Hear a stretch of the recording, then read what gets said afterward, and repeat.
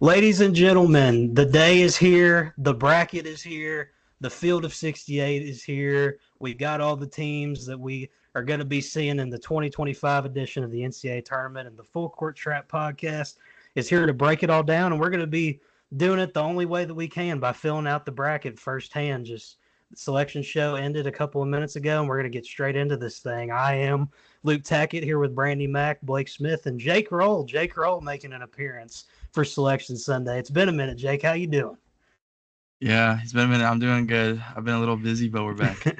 Good to see you again. We're glad to have you Yes, here sir. for our favorite day of the year. It's Christmas in March, like I say, Selection Sunday. But let's not waste any time and get straight into this bracket. We got a lot to unpack here, and let's get straight to it. All right, ladies and gentlemen, you see it. The bracket is here. The road to San Antonio. It starts technically on March 18th with the first four. We're going to do a whole different video on that one. But first round's beginning on March 20th. We're going to start with the South, where the Auburn Tigers took the number one overall seed to the surprise of no one.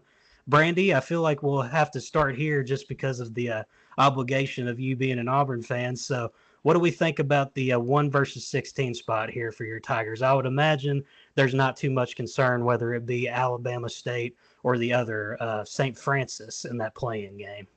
Yeah, not a ton of concern there. Hopefully we get the job done. And I'm hoping we play Alabama State because they are from my hometown in Montgomery, and I would just love to see Auburn and Alabama State go at it for just the betterment of the state. So not a ton of concern there. Anything can happen, but I like my Tigers in the first round. Jake and Blake, I assume we're all in agreement here. The Tigers, they're not going to make any kind of bad history and be the third 1 seed to get taken out by a 16, right? Right. Yeah, I think they'll Yep. be good. We'll go ahead and pencil that one in. Auburn on into the second round. Now, this is an intriguing matchup here. Louisville versus Creighton. Louisville, a lot of people are saying amongst their fan base that they feel they were underseeded with the 8 seed there, going up against the 9 seed Creighton. Ryan Kalkbrenner and Stephen Ashworth have really been carrying that team. They just got off their defeat against St. John's in the Big East Conference title. Jake, I'll start with you since we haven't gotten to talk to you in a while. What do we think about the Cards going up against the Blue Jays here? Pat Kelsey in his first year getting the Cards to an 8 seed. Yeah, I think Louisville is definitely the better team here. Obviously underseeded. I think Kalkbrenner for Creighton is a tough matchup for Louisville, though. Louisville's not deep. They've had some injuries. They're certainly not deep in the front court. James Scott is really the only true center they have left. If Kalkbrenner's having a good game, it could be a good day for Creighton. I think Louisville should probably win if I were picking. I just think they're the better team. They have better metrics.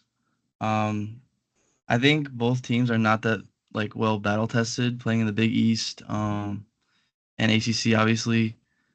But I think I would go Louisville, yeah, if I were picking. That's one pick for Louisville. Blake, I turn to you. Do we take Pat Kelsey, or are you going with the fighting Ryan Kalkbrenners of Omaha with Creighton there? Give me L's up in this one. I do think that Louisville is just a flat-out better team in this matchup. Chucky Hepburn, Terrence Edwards. I mean, they're two of the better guards in the ACC, and I think they're a lot better than Creighton as a whole. Like Stephen Ashworth, good player, but I just don't think he matches up well against those guards for Louisville. Brandie, I'll let you take it here. You have the chance to send Louisville through with the majority here, or you can keep Creighton's hopes alive and swing the vote over to me. What do you think? I think that Louisville's offense is going to be too much for Creighton. I think there is probably a mismatch inside, though, for Louisville because Kalkbrenner is really good. Going to depend on how well Stephen Ashworth plays for them. I'm going to go the Cards here because it's in Lexington, and they should have a decent home crowd there. Yeah, they're definitely going to have a nice advantage there with the proximity to Louisville, not too far of a drive, obviously. I'll be at the Lexington games amongst all of the Louisville fans, and Creighton, Auburn, Tennessee as well, I believe, got to Lexington. But I agree with what's been said. Obviously, Creighton has the massive advantage, with Ryan Kalkbrenner. But all around, I think Louisville's got too much for them. High-powered offense. I think they'll be able to take care of business there. I'd be surprised if they don't. But if Creighton were to move on, Kalkbrenner versus Broome in the second round, that could be an intriguing spot there. I don't know if I would want to see that if I'm an Auburn fan. But moving on to the next game in the South region, the 5 versus 12 matchup. This is where a lot of the March magic happens in most years. The 12 seeds, they tend to have a pretty good track record. So we've got UC San Diego in that 12 seed spot there. They just won their conference championship yesterday. First year that they're eligible for the big dance after completing their transition to Division One, and they waste no time and get in, and they're going to be taking on the Big Ten tournament champions, Dusty May and Michigan, in that 5 versus 12 matchup. Blake, what do we think here? Is this where we're going to see one of our 12 seed upsets of the tournament, or do we have faith in Danny Wolf and Vlad Golden to power them on through to the next round? And Trey Donaldson as well. He's coming off a pretty good performance in the Big Ten tournament. I got faith. This like UC San Diego State or UC San Diego team, they're really tough with Tate Jones, McGee, and Hayden Gray. Like those three players are really big time game changers. Hayden Gray's averaging over 3 steals a game. So defensively, I feel like UC San Diego could give Michigan some issues, but I'm going to go with Michigan here just for the main factor of that front court for Michigan. Danny Wolf and Vlad Golden, 2 super experienced players in college basketball, and I just think they outshine the front court of UC San Diego. Brandie, what say you? Is UC San Diego going to be one of our Cinderellas of the tournament, or does Michigan get it done here? I really like UC San Diego. I think this is going to be a popular pick, though, amongst the people. And Michigan's playing some pretty good basketball right now. They did fall off, I would say, like 2 weeks ago. But I feel like in the last week and a half or so, they've really been playing better. Trey Donaldson stepped it up. That's a guard along with Danny Wolf in the front court. Both of those guys have good March experience. And Dusty May has experience in March as well. So I think I'm going to go Michigan here, and I think it's going to be a close one. I just think that front court's going to be too much for UC San Diego to overcome. I think this is a bad draw for UC San Diego, a team that I was hoping to pick to go on a little Cinderella run in the first and second round. I definitely think there's a mismatch there for Michigan and UC San Diego. But, Jake, I'll let you take the vote here before we send one of these teams on through. Michigan or UC San Diego? Who's it going to be? You can send Michigan through with the third vote here if you'd like. Yeah, I think like Randy said, UC San Diego is gonna be like a really popular upset pick, like almost like that it's not even like considered an upset anymore, if you know what I mean. Like it'll be like the popular vote. And that's because they force a lot of turnovers. They're like second in defensive turnover rate or something, I believe. Michigan has turnover problems. But obviously Michigan has the 2 7-footers.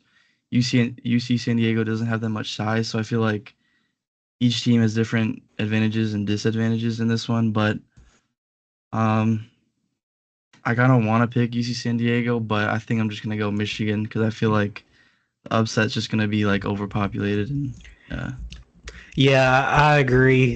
Even if I was thinking about UC San Diego, the majority is going to go to Michigan here, but I think Michigan's got too much and that they'll take care of business in this one. And they're playing really well right now. I was just as of about this to tournament. say that. Yeah.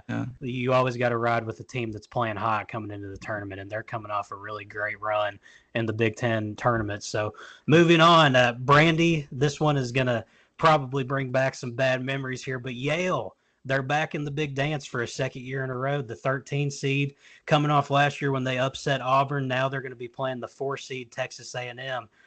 Brandie, what do we think? Do the Bulldogs have some more March magic in them? This is the second time we've seen them in the last 2 years, so they're starting to become a familiar face when it comes to the big dance. I think maybe they might. They looked really good today against Cornell, and I think, against Cornell in their championship game. And they can really shoot the ball from 3, just kind of how they did last year. And this is like one of the historically best Ivy League teams in the history of the conference. There's been some stats thrown out there about how good they've been this season. So I kind of wouldn't be surprised here if Yale upsets Texas A&M. But Anderson Garcia has been playing out of his mind for them, and he's an actual threat from 3 in the past 3 or 4 weeks, which is not something I would have expected to say, I don't know, like a month or even 2 months ago. So he can keep shooting it. like he has been, that's something that gives Texas A&M some spark on offense that they just didn't have before. So yeah, I'm gonna go with Yale. I think I'm gonna try to pick an upset here. I'm going with you on this one. I got Yale as well. Blake Smith, are you going to join the Yale train on this one? What do we think? Texas A&M. I mentioned all season long they've really struggled to make that second weekend, and they really had an unimpressive SEC tournament display going out against Texas. I think this is a concerning spot if you're Buzz Williams. This is not one of the better draws of all the mid-majors that you could have asked for. Concerning, yeah, but these are both like really physical teams, and I just think Texas A&M is going to have the upper hand in this one just because of the experience and march that they have with Wade Taylor. Manny Oboski has played some minutes. Anderson Garcia has been a big factor when you go back to, I think it was last year where he made that big and 1-3, was laying on the ground and flex. Like, this team's got some experience. Buzz Williams has some recent experience, and I think that's going to give them the upper edge in this game. Jake, the vote now turns to you. We've got 2 for Yale, 1 for Texas A&M. You've got the swing vote here. We're either going to a tie or Yale's going through. What say you, Mr. Roll? Yeah, I'm going Texas A&M. I'm just favoring I'm favoring the athleticism and physicality and overall talent for Texas A&M, but Yale does have a little bit of March experience. They won last year against Auburn. Yeah, I'm gonna go Texas A&M. Okay, now the trump card's going to come into play here. We'll start by giving it to Brandie, and we'll just loop our way around. Brandie, you have the power to push Yale through here. We can send Texas A&M on to the next round. Okay. The pressure's on. Oh, You are representing the full court traps bracket with this pick, Brandie. let's just ride with the Aggies and Okay. Buzz Williams' pesky style of play. Okay. Sorry about it, Yale. Let's go. No second-year upset for you, according to the Full Court Trap podcast. First trump card has been played. The next one will go to Blake for reference as we move through here. Okay, moving on down the bracket, we have Ole Miss versus the winner of San Diego State versus the most undeserving tournament team I have seen in my lifetime, the North Carolina Tar Heels. We'll get to that later when we do a whole video on the bubble. I've got a lot of thoughts about that. But for now, I'm sending the Ole Miss Rebels through to the next round. Don't have much more to say than that other than both of those teams I don't think matches up super well with Ole Miss. Sean Padula, Matthew Morrell, Malik Dia. That's a very scary combo to have for a 6 seed. And I think that they can maybe make some noise as they go through this bracket. But, Jake, I'll turn to you. Do you think Ole Miss takes care of whoever comes out of the play-in spot here? Yeah, I do. I don't think San Diego State can keep up offensively like they were in prior years, even when the offense wasn't all there. But this year, I think it's especially bad. And then UNC, I just don't think, obviously 1-12 against quadrant 1 teams. I just don't think that they have anything in them to win a game in March. So, yeah, Ole Miss. Blake, you have the power to send Ole Miss through.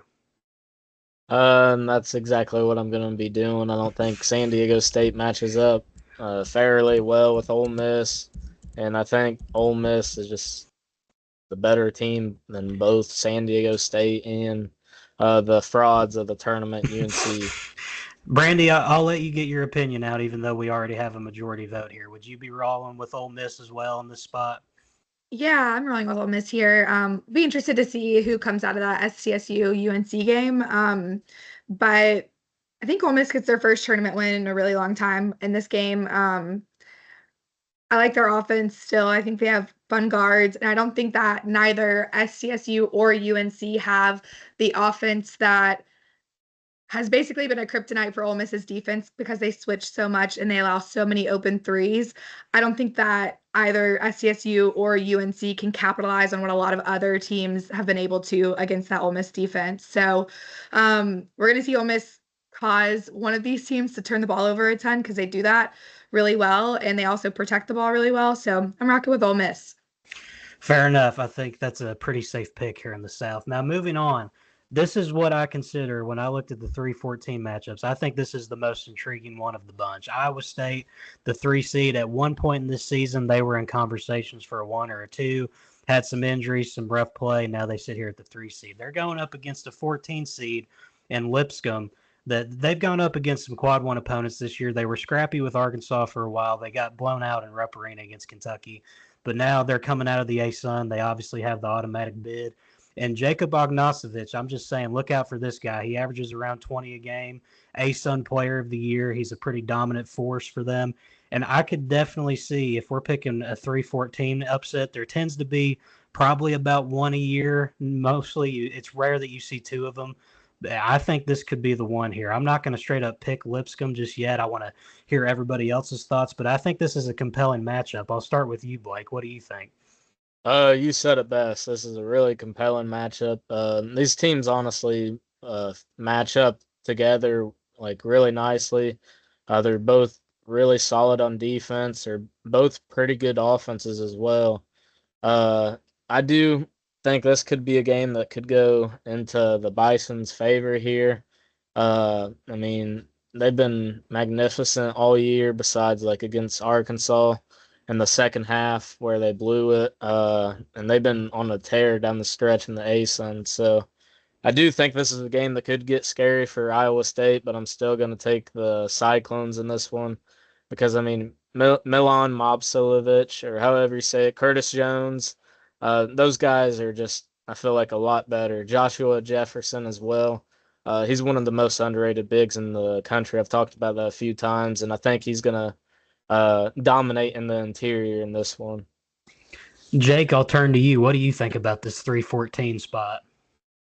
Yeah, I think Iowa State is in a good position to be the team that gets upset because obviously they're not playing as well as they were in November and December, but and they just lost Keyshawn Gilbert for the year, so that's obviously a big blow. One of your best players. But I just don't think like Lipscomb can. I mean, Iowa State plays such a tough defense, and I just don't think Lipscomb can like basically score with them. So I'm going Iowa State. All right, Brandie, you have the power to send Iowa State through here. Yeah, I actually really like Lipscomb in this spot because of how early their A-Sun championship game was played. And it was also played in Nashville, so they didn't have to travel or do anything like that for their tournament. And Coach Linney's had a ton of time to prepare. They have a really decent guard room that can catch fire from 3. And losing a double-digit scorer for the rest of the season and Keyshawn Gilbert, while already trending down, is a little bit of a concern for me with Iowa State. I do still really like their defense, though, and I don't think that Lipscomb has really faced a defense that's as strong as this Iowa State defense is all year. So, and to me, like the A-Sun this year, North Alabama was good, but really outside of that, I thought that the A-Sun just wasn't all that this year. Yeah, let's send Iowa State through. It's chalk, but Okay. Lipscomb, I think, not going to be able to get the offense that they like to cook working against this defense. Yeah, I'll give my pick. Honestly, I think Lipscomb gets it done here. There's just something going on with Iowa State lately. They're not playing as well as you'd like to see from them heading into the postseason here, and I just really like Jacob Ognisovich's game, and I think they could be in a spot here where they upset Iowa State. Looking at all the other 3-14 matchups, I don't really know if I see one, and I think that we're going to see at least one of them, and I feel like Iowa State might be the most vulnerable right now, but the majority will send Iowa State through. That's fine by me. Iowa State, I still think they're a good team. They've just been kind of scaring me lately with some of the inefficiency they have had. They've looked a little bit incohesive at times, but hey, you got a perfect opportunity to get yourself right here because this is a team that in theory you should have no problems beating, but we know that's not how March always works. But moving on into the 7-10 matchup, Marquette versus New Mexico. I'm going to go ahead and give my pick here. I'm taking Donovan Denton, the Lobos. Blake, I turn to you next. Are you going to take Cam Jones and Marquette here? Or are you going to ride with the upset pick of New Mexico? My heart tells me New Mexico just because of how inconsistent Marquette's been, but I'm just going to take the easy one here and go Marquette. I don't feel like Cam Jones is going to let this team go down in the first round. with how hot they started early in the season. They've cooled off a crap ton down the stretch in the Big East, but I still think Cam Jones is going to have a big opening round game against the Lobos. Mm-hmm. Brandie, what do you think here in this spot? I think this is going to be a super exciting game from a defensive perspective. To me, both of these teams have solid defenses. We always, Shaka Smart's always going to have a good defensive team.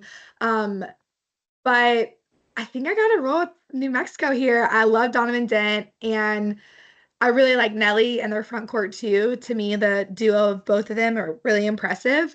Am a little concerned about some of the rumors that maybe Richard could be heading to a different school to take over, kind of a step up, and Donovan's going to follow him. So a little concerned about maybe their focus because of some of the rumors swirling, but I think I like New Mexico here. I like the Mountain West Conference. I think they're not as strong as they had been the past couple of years, but this team has shown a ton of fight all season long, and they just pull away from games late and they control possessions, and Marquette's just been trending the wrong direction, I feel like.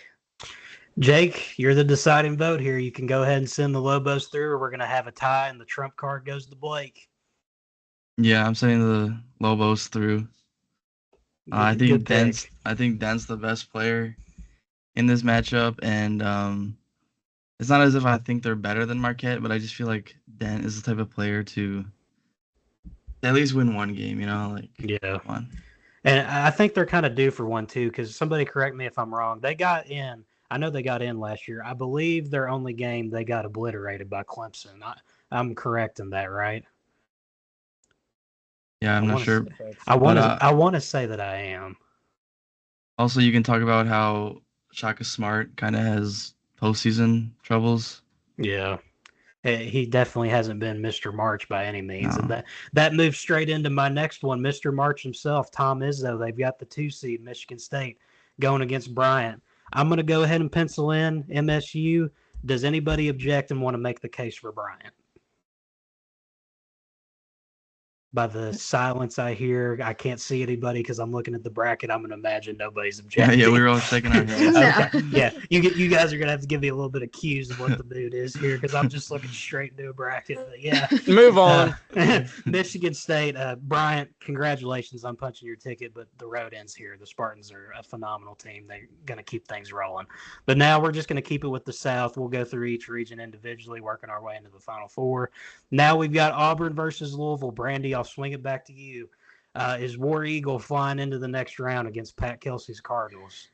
I'm a little bit concerned given that Auburn hasn't made a second weekend since the 2019 Final Four run. So there's a little bit concern about how much pressure is going to be on this team, especially finishing off the season, losing 3 out of our last 4 games, not trending in the right direction from a rebounding perspective, or just creating offensive sets that don't fully rely on just Janai Broome and the health of this team. Bruce Pearl just said in a press conference that is happening as we speak right now that the team is fully healthy, but there have been moments still where not everybody actually looks like that. So I don't know. I think I'm going to have to push Louisville through here because it's in Lexington.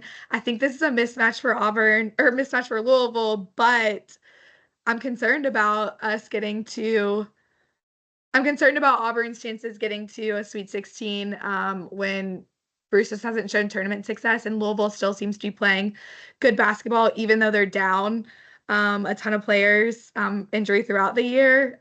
Just sometimes teams like this just find ways to win, and I don't know if we'll be able to stop Chucky Hepburn from an offensive perspective. I don't know. Maybe I'm doing a little bit of reverse jinxing here because I'm nervous, but I don't know. I think the round of 32 is going to be the hardest for Auburn in this entire bracket or part of the region, and I think there's some concerns about how we're trending right now. Well, I mean, you saw my face. I'm a little bit shocked by that one, Brandie. I'm not going to lie. I expected you to go with Auburn easily here, but hey, that not making it to the second weekend, we know a thing or two about that as well. We're looking to break that curse this year. But Blake, we got some upset potential brewing here with the trap. Brandie's already gone out and said it. You want to jump on the revival train? I mean, we did a whole video on them earlier in the season. We obviously have been big fans of the turnaround of that program. You think they put a real big exclamation point on this season and take down the #1 overall seed of the tournament? I don't know, honestly. I mean, earlier in the year, I said Final Four for Louisville. Oh, you did. He You did on the say that. revival video. So- It's time to stand on Hey, I'm business. doubling Blake. down. I stand on business only. We're going Louisville here. Come on. Chucky Oh, Hepburn, my. do me some magic. Come on. Oh my goodness, this has gone off the rails. I'm going with Auburn. Jake, if we tie here, Blake has the trump card, and I think I know what he's going to do with it. Please, So please. pick accordingly. It's all up to you, Jake.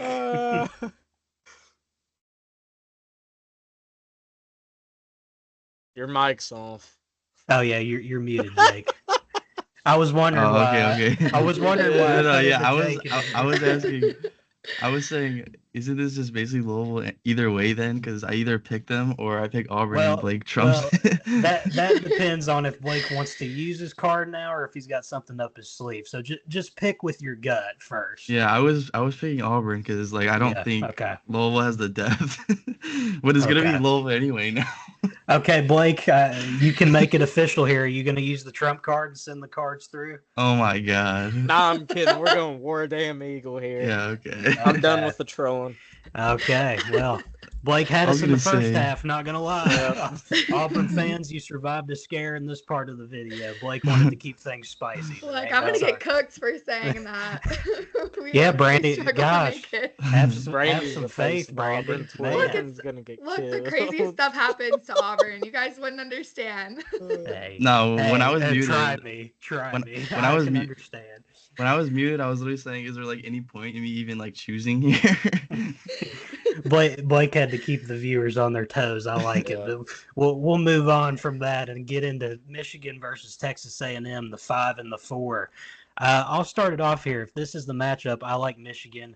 I've had my critiques of Texas A&M all season long. When you're led by Wade Taylor going into a postseason, that can be one of two things. It can be phenomenal because he gets hot and he pushes you through, or it could be an absolute disaster and he puts up a stinker and you're going home. And I think they're going to go home here. I think Michigan has a clear advantage in the front court. They've got an advantage in the front court on just about anybody in this tournament, to be quite frank, with Vlad Golden and Danny Wolf. That's a really good pairing there. But I think Dusty May keeps things rolling in this year one turnaround and gets them to the Sweet 16. Jake, I'll turn it back to you. What do you think? Yeah, I'm going with Texas A&M because Michigan's turnover problems is obviously a big deal. And with how tough Texas A&M is and their defense and how they pressure you, I just think it's a bad matchup for Michigan, especially with their backcourt, which I don't think is on the better side of things. And obviously Texas A&M has Wade Taylor, Zurich Phelps. So yeah, I'm going Texas A&M. Brandie, how about you? Texas A&M or Michigan?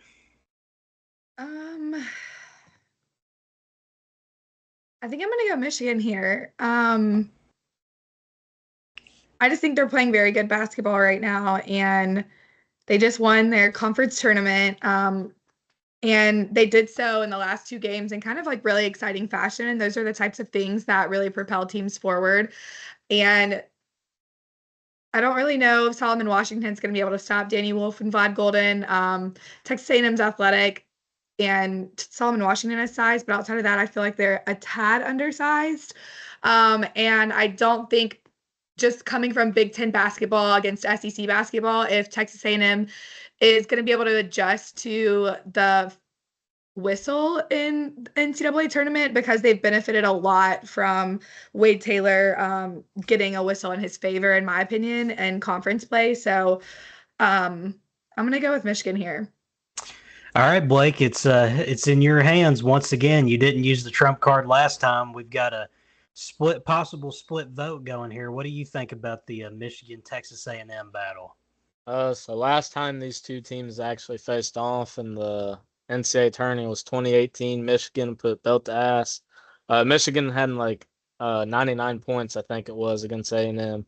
And I think it's going to be the reverse this time. Yeah, literally, belt to ass. I think it's going to be the reverse this time, though. I think A&M is the better team outright. They were paired up with the best of the best in the country in the SEC this year. I think they're battle tested, and I just think their physicality compared to Big Ten ball and Michigan playing in that Big Ten conference in a kind of weaker conference this year compared to the past few years. I mean, they're top heavy, but that bottom half of that conference is really weak. So give me A&M in this one. I just think they are the better team outright. Will you be using your trump card to send them through since we have a split decision here?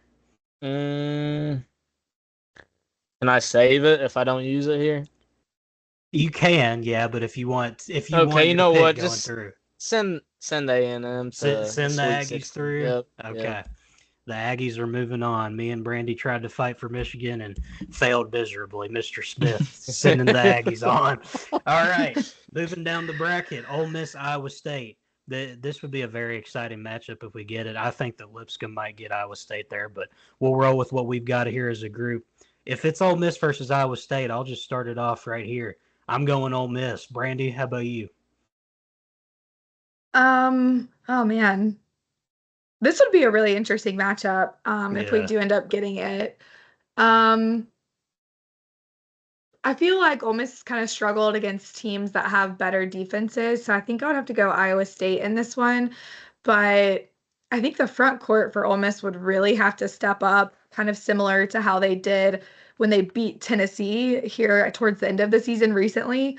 Brakefield kind of went off and took over that game, and that's truly what propelled them to win that one. Um, but there are games where their front court just fully disappears, and you're like, you kind of have to have that if you're Ole Miss. So you know what? I'm gonna go Ole Miss. Actually, I was thinking Iowa State. I'm gonna rock with you. I'm gonna go Ole Miss. That's 2 for Ole Miss, Blake. You have the possibility here to send the Rebels on through. Uh, The most dangerous man in the world, Blake Smith. I got all the power in the world right He's now. got all of it at his fingertips. Dude, Ole Miss or Iowa State? I don't know. It's very intriguing, I will say, because you got Malik Dia versus Milan Momcilovic, and then you got Sean Padula, Matthew Morrell going up against the guards of Iowa State. This is definitely an intriguing spot here.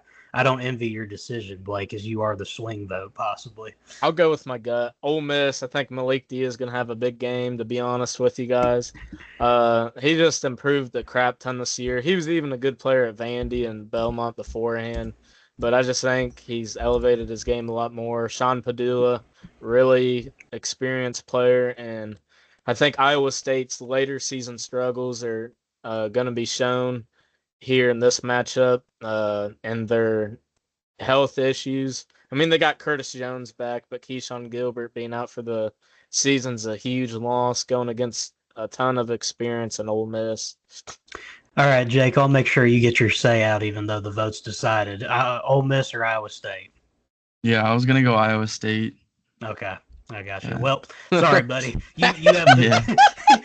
You have the, you have the trump card the next time there's a split decision. If it makes you feel better.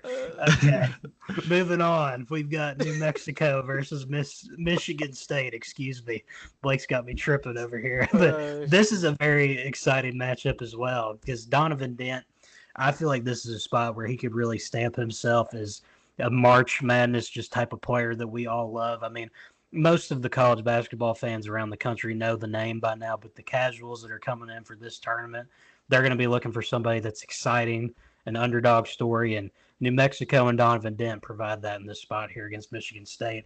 I'll start with you, Jake. What do you think about this 10 versus 2 spot? Yeah, I think MSU is just way too good across the board for someone like New Mexico State, who is really reliant on someone like Donovan Dent to beat them. But I think they could give him a scare, Donovan Dent. Like, MSU defense is really good, but there's not many better guards than Dent in college basketball, so he can make something happen. But I just think overall Michigan State is too well-rounded, too good defensively, and they have really good talents like Jace Richardson, so I'm going to MSU. Yeah, I think I'm going to go with you, too, to get my pick out, Michigan State. So we got 2 for the Spartans right now as I send it over to you, Brandie. What do you think? Yeah, I'm gonna go with Michigan State too. I think Jaden Akins is playing some of his best basketball offensively that he has, and Cohen Carr in the front court's really exciting, best dunker in the country. Kohler's maybe not that great, but outside of that though, I really like this guard room. Trey Holloman I think has been playing well too. And so and also Izzo, like he's a good coach in March and it's hard to kind of pick against him and he knows what he's doing. So I'm rocking with Izzo. January, February, what comes next, Blake? The man, the myth, the legend, Izzo. Michigan baby. State easily winning the Yep. Okay. Your vote wouldn't have mattered anyway. We already had the majority, but I'm glad that you. I'm glad I need that my you hammer. agree. I need to put my hammer down. All right. Now we turn to the Auburn Tigers going up against Texas A&M in the Sweet 16. Brandie, you tried to send your own team to the grave, but we wouldn't let that happen. They're going on to the Sweet 16. What do we think about this matchup if this is the one we get? You guys, Bruce Pearl's 2-6 against Buzz. And this is a revenge spot. Maybe a revenge spot from when we lost to them last week. I don't know, because the style of play that they have is just not conducive for Auburn. But if our guards are on, which they weren't in that game, we were without Denver Jones in that game, and it was still a single-digit loss or an 11-point loss, something like that. Game will be played in Atlanta. Auburn will definitely have a home crowd. That's an hour and a half from Auburn. Fans have probably already been buying tickets for a good bit for this game. If we get out of the round of 32, I got to rock with Auburn. Auburn it is for the first pick. Blake, Auburn or the Aggies? Who we go with? Auburn. I know Brandie said that Auburn and Bruce Pearl, like under Bruce Pearl, they're 2-6 against Buzz, but I just think Auburn's the better team. Sure, they've struggled down the stretch, but so is A&M.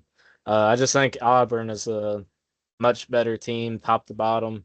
Denver Jones, I feel like, would be a big key in that game just because of how defensively driven he is as a player. And I think Tahad Petterford could be another guy in this game to be a big-time contributor. Yeah, I mean, I picked Michigan to be here, so obviously we all know what I think. But Jake, I'll let you take this one. You have the possibility to go ahead and set Auburn through. Yeah, I'm setting Auburn through. I think they were really bad in the first matchup against A&M, but they don't make that same mistake twice, and they're better this time. So yeah, I'm rocking with you all on that. If this is the matchup we get, Auburn, I think they take it easily, honestly. Revenge spot for that regular season game. I think Bruce will have them ready to go. But this is an intriguing spot, too. Ole Miss, our little underdog of the region. I wouldn't say they're a Cinderella, but underdog is a fair term to use here. The 6 going up against Michigan State at the 2 for a spot in the Elite 8. Jake, I'll turn to you first. What do we think here? Do the Rebels and their underdog story come to an end against Mr. March? Yes, they do. I'm setting MSU through. They're kind of similar teams, better defensively and at times struggle to score the ball, but I think MSU is just a better version of them, like a lot better version of them. But yeah, I'm setting Michigan State through. Brandie, Spartans or Rebels? Rocking with Izzo. I think Ole Miss's little Cinderella run comes to an end here. A more experienced team and I think a better defensive team than Ole Miss is too, and a better coach team. Fair enough. Blake, you going to send Mr. March through to the Elite 8? Yep. Okay. Fair enough. I'm rolling with the Spartans as well. I think they'd just be too much for Ole Miss in that one, and that would set up the best matchup for the Elite 8 possible in this region. Auburn against Michigan State. Brandie, you tried to bury them in the round of 32, but now here we have them in the Elite 8. Is Auburn going back to the Final Four for the first time since 2019? Yeah, I mean, I think this is a good matchup for Auburn if it ends up being Auburn and Michigan State. I don't know if Kohler is enough to stop Johni Broome inside. And with the kind of flex action that Auburn runs, I don't think that Izzo's team is built to stop that right now. Yeah, I'm gonna send Auburn through if it's a matchup with Michigan State. Blake, is Auburn going to the Final Four? Yeah, I think that should be the answer across the board. I just think Auburn is the best team in the country still. even though they're not ranked number one. I just think top to bottom, that team is super special. Jake, you heard the man. He thinks this should be the pick across the board. Does Auburn go to the Final Four? You've got the ability to send them there. Yeah, Blake's picking for me already, so. Fair enough. Blake speaks for the full court trap. He brought us all here. He gets the final say. Hell yeah. But I'm assuming, Jake, you definitely are. Yeah, probably I'm going Auburn. Auburn. Okay, yeah. I don't want to have any information suppressed by our leader here, but yeah, I'm going with Auburn. I think they get back to the Final Four for the first time since 2019.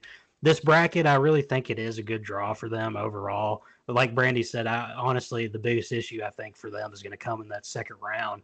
If they get Louisville or if they even draw Creighton with Kalkbrenner, I think that could be a problematic spot for them. But Auburn, that's our Final Four pick from the South, and we'll go ahead and move on down to the West. I'm going to start this off. Let's talk about Florida going against Norfolk State in the 116 and St. John's going against Omaha in the 215. Are we just going to go ahead and pencil both of those teams in as safe, or does anybody want to make the case there? No. Okay. Fair enough. Norfolk State, congratulations on getting there, but Florida, they may be the best team in the country right now. And then we got Omaha down there. Nobody thinks they're going to be beating any trash cans against Rick Pitino. No takers on that one. You know how much I love Rick Pitino in this team, so not me, that's for sure. Yeah, not you. All right. Fair enough. We got those out of the way. I'd say those are probably the easiest picks of this region. Now let's get into some of the more intriguing ones, starting with the 8-9 matchup, UConn versus Oklahoma. Jeremiah Fears going up against Dan Hurley and the defending national champions, who didn't expect to see themselves in an 8 seed coming into the season, I wouldn't imagine. None of us really saw them here except for Mr. Jack Sullivan, who can't be with us. He is currently partying on the Chicago River for St. Patty's Day, getting in the spirit. But I think if he was here, he would be going against Dan Hurley. I personally, in this spot, I'm going to save my pick for a little bit later on once everybody else gets their say out. But I'll start with you, Blake. Dan Hurley, does he get a game under his belt here in the 2025 tournament? No, and it kind of goes against my propaganda. First round exit from preseason. I said they're like a Sweet 16 round of 32 type of team, but I mean I don't think this is a fairly good matchup for UConn. Oklahoma's kind of struggled to win games against good teams, but Oklahoma's a far better defensive team. I feel like their guards are a lot better than UConn's. I mean, Solo Ball, great offensive player. Not very good on the defensive end. I think Jalen Moore is going to be a huge issue for the UConn team. So give me Oklahoma in this one.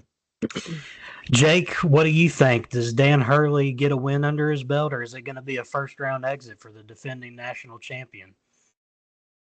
Yeah, I think Dan Hurley gets one in this tournament. I just like the experience they have. A lot of the guys on the team.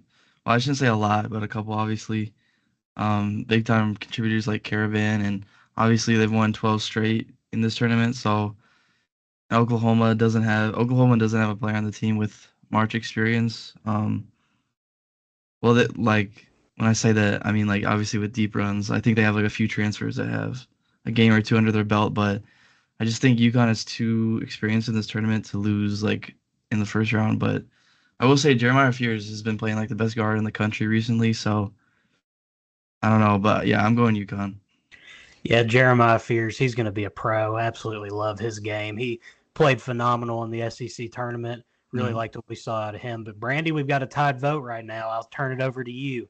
UConn or Oklahoma, who takes it? Yeah, I'm rocking with America's most hated head coach. Maybe if you're not a UConn fan, I'm going with Dan Hurley. I just think that obviously he's a better coach than Porter Moser. I do love Jeremiah Fears in this game though, but I think that they're a tad undersized for UConn, and I think that even though he's not an experienced guard, he's still a freshman. I really like Liam McNeely's game, and I think just with the more senior leadership of Hassan Diarra and Alex Caravan, plus I think Solo Ball is playing decent ball right now too. I just think that there's a little bit more quality depth on this UConn team than there is compared to this Oklahoma team. Plus, I know that Oklahoma has been playing a gauntlet of an SEC schedule, as have every SEC team out there, but there's going to be SEC teams lose in the first round, and I think this is one of them. Yeah, Blake, I'll go ahead and throw it over to you before I give my pick. You can send UConn through, or is it going to be Oklahoma? This is a very, very good 8-9 game, I will say. I think this is going to be a good one. I don't care what you guys do. I already gave my pick. I said Oklahoma. Oh shoot, I'm stupid. Yeah, no, I was like, what? Oh yeah, I'm stupid. I'm going with gosh, I think I got to go with UConn here. I can't bet against Dan Hurley until I see the clock hit 000s in March. You guys failed me in this one. It's too hard. Yeah, we can't pick all SEC teams. Look at our top region. We can. Yes, we can. We pick all 14 for all I can. Yeah, no. Just wait until we have to put out there. This is the most amount of SEC team or most amount of teams I've lost from one conference, just because from a pure numbers perspective, that's what's gonna happen. But I just honestly, I feel like it's kind of a tough pick, honestly, because Jeremiah Fierce, he's playing so good lately. Jalen Moore, he's obviously a good player as well for them, but UConn, I mean, they've got the March success there, and I know it's not the same team by any means whatsoever, but it's just hard for me to pick against Danny Hurley until the clock hits 000s and he's on the losing side with the way these last couple tournaments have gone. But we'll move on down the line here. Memphis versus Colorado State, another 5-12 matchup. I've mentioned how these ones can get a little bit scary there for the 5 seed. Brandie, I'll start with you. We didn't pick a 5 versus 12 upset in the South. Are we going to be taking one here in the West? You know, a lot of Memphis fans had been thinking they were going to get underseeded and be an 8 seed because that's what Bracket Matrix had them at. So essentially almost every bracketologist thought they would get there, but they didn't. I think they actually got seeded properly. The only problem is they got seeded properly, in my opinion, against the best or the team to me that's playing the best basketball in this seed line of 12s. Colorado State has just been really impressive down the stretch of this season. So they have the nation's 6th longest active win streak right now with 10. And so they won the Mountain West Conference, and I think I'm going to pick an upset here. I think I'm going to pick Colorado State. I like Jalen Lake. That's their 2 guard, and Nick Clifford, their wing. He's been playing really good basketball. Plus Jalen Crocker Johnson in their front court's kind of impressive. I think Dane Danger probably would own that matchup there a little bit, but yeah, and I hate that this is the draw that Memphis got because Colorado is playing so well right now. I do love this Memphis guard room. I think PJ Haggerty is one of the best guards in the country, and I'm like a little sad that they got this. I think Dane Danger is also one of the best front court players in the country too. So I just think Colorado State's playing way too good a ball right now, and Penny Hardaway for some reason just like finds a way to like lose games that he shouldn't lose. And I think that might happen here. Yeah, it's an intriguing spot for sure. I'm going to save my pick, but Jake, what do you think about this 5-12 spot? Yeah, I was going Colorado State. They're playing really well. They have one of the best guards in the country, and Nick Clifford. Sorry about that first name pronunciation if I butchered it, but that's right. You got it. Then like Randy said, Memphis. Obviously, all throughout the Penny Hardaway era, they've played down to their low American Conference competition. That's not really been anything different this year. As we saw some of the losses they took. So yeah, I'm gonna go with the upset here. All right, that's 2 in favor of Colorado State. Blake, you've got a chance to push the upset through here if you want to go with the Rams. I'm glad I'm not the only one that thinks this, because I mean I thought I was gonna get harassed by the Memphis Goons, Will Hedgebeck. Shout out to Will. Chris Latham. Shout out Adam E. Shout out my boys. Adam Epstein, shout out you too. Look, Memphis fans are crazy. They literally are. But anyways, I'm going against I'm going against the Tigers here. Sorry, Penny Hardaway. Sorry, PJ Haggerty. I think your season ends here in the first round. Like Luke said, they played down the comp all season long. It continues to be a trend. I mean, they struggled against UAB. They struggled against Tulane. Tulane sucks. I'm sorry. So Colorado State with Neek Clifford. I think that's going to be a tough matchup, and I think Colorado State is going to go away with the win in this one. Get the brooms out, baby. It's a clean sweep. I'm going with Colorado State as well. I think the Rams get it done. There usually always tends to be about 2 12s over a 5 in this tournament, and I think this is going to be one of them. We've got some other ones to discuss as well, and we'll save those as we get into the other regions. But moving on down the list into what I think is one of the more intriguing 4 versus 13 matchups, Maryland going up against Grand Canyon. Grand Canyon, a team that we've seen as a familiar face in the big dance for a little bit here now. Great program over there with Bryce Drew. I stayed up last night and watched their game against Utah Valley. They looked very solid, I will say. But, Jake, I'll start with you. Do we think that we see a 13 over a 4 here? No, not for me. I think I'm going Maryland. Maryland's not deep, but obviously their small rotation is very, very good. They have one of the best freshmen in the country, Derek Queen. So, yeah, I'm going Maryland. Brandie, you want to pick an upset here, or are we going with Maryland? No, I'm going with Maryland. I don't think this Grand Canyon team is near as good as the other Grand Canyon teams that have made the NCAA tournament in the past. They're really not that impressive to me at all this year. And I don't think Tyon's had the best year compared to his other seasons playing college basketball, which is a little disappointing. And I think Gillespie in the guard room for Maryland has been absolutely phenomenal. And Derek Queen in the front court has been so impressive. And yeah, this is a massive mismatch for Grand Canyon in my eyes from like a pure athleticism and size standpoint. And I think on both defense and offense, I think this one could get ugly for Grand Canyon.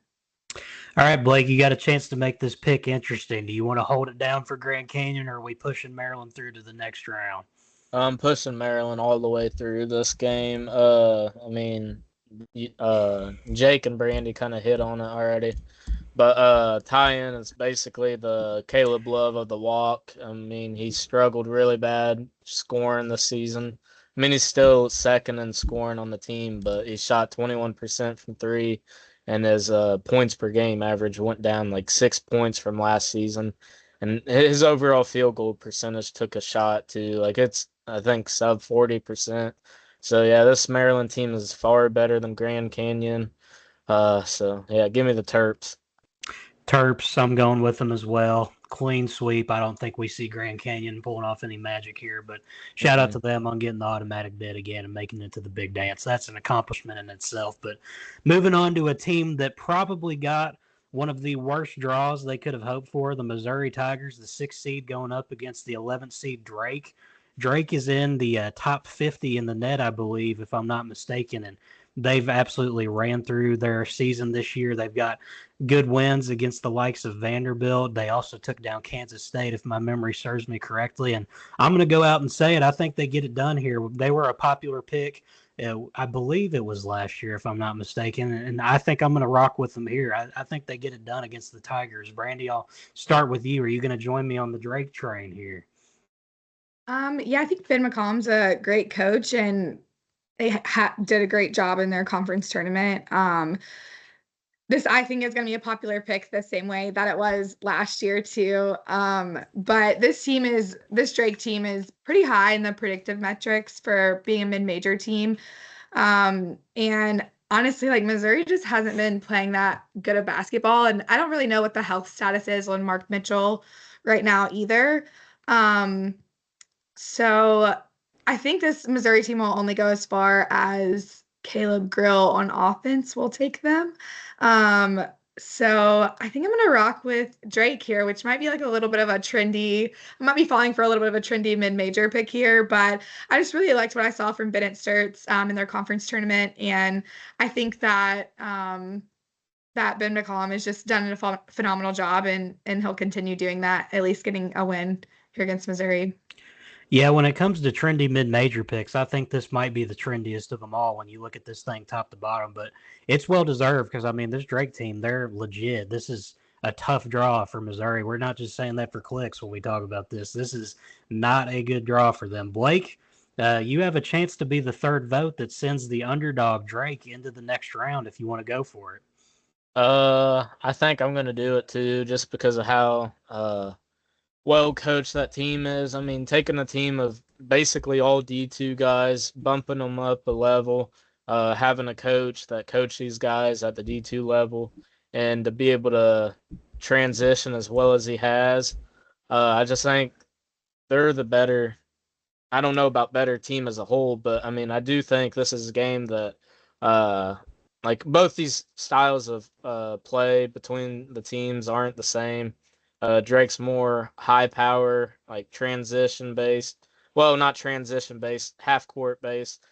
Missouri's more like half court sets, stuff like that. So I think Drake has the upper hand and tempo in this one. Missouri's really good defensively. So is Drake, though. So this is going to be a tough game, but I'm going to take Drake in this one. Jake, were you going to go with the Bulldogs for the clean sweep, or were you going to fight for Dennis Gates in this selection? No, I was going Drake. Okay, yeah, clean sweep for the upset pick there. Moving it on into the 3-14 matchup, the Texas Tech Red Raiders going up against one of Jack Sullivan's favorite mid-majors, UNC Wilmington. He was talking about them a lot this week in some messages with us. I know he was really scared about the possibility of this team being paired up with any of the 3-seed lines, really, because they're an interesting team. They could provide Texas Tech a challenge. I'm just going to go ahead and say that I don't see Texas Tech going down here. I think they do escape maybe a close game, but I'm not going to go bold and pick the upset here. Jake, if you'd like to rock with UNC Wilmington, you can go ahead, though. I'll turn it to you for this pick. No, I'm going Texas Tech. Texas Tech. Yeah. All right. Brandie, you want to go ahead and send Texas Tech through, or are you going to make the case for UNC Wilmington? Texas Tech by a lot. Okay, by a lot. I picked the close one. Brandie's going by a lot. Blake, your decision here really is kind of trumped by the rest of them, but do you want to make the case for UNCW, or is it going to be a pretty comfortable win for Texas Tech? Give me the fight in McCaslins, however you say it. I don't think this is going to be very close either in this one. Yeah, fair enough. Okay. We already sent St. John's through in the 2 versus 15 matchup. So now to determine who's going to be playing against them, Kansas versus Arkansas.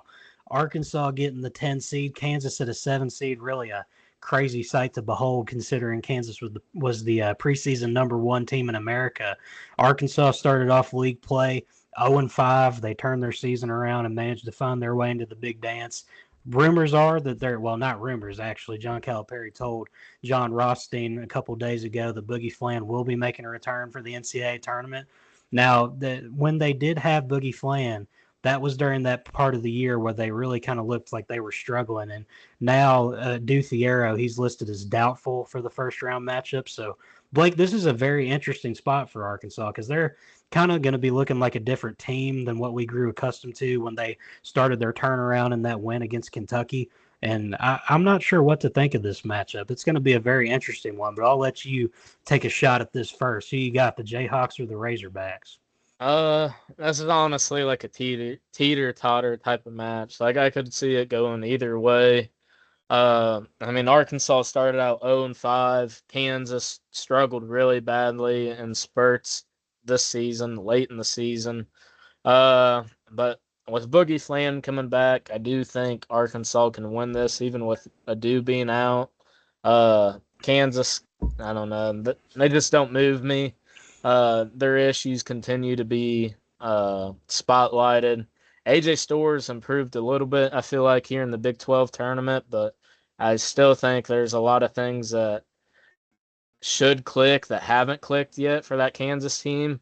And I think it really starts up top with Bill Self. Like, he hasn't really, I felt like, put all the work into this team like he probably should have. And it's more so just the top transfer portal guys instead of going for fit. And I think Arkansas is going to end up being the ones to send Bill Self into early season early tournament hibernation.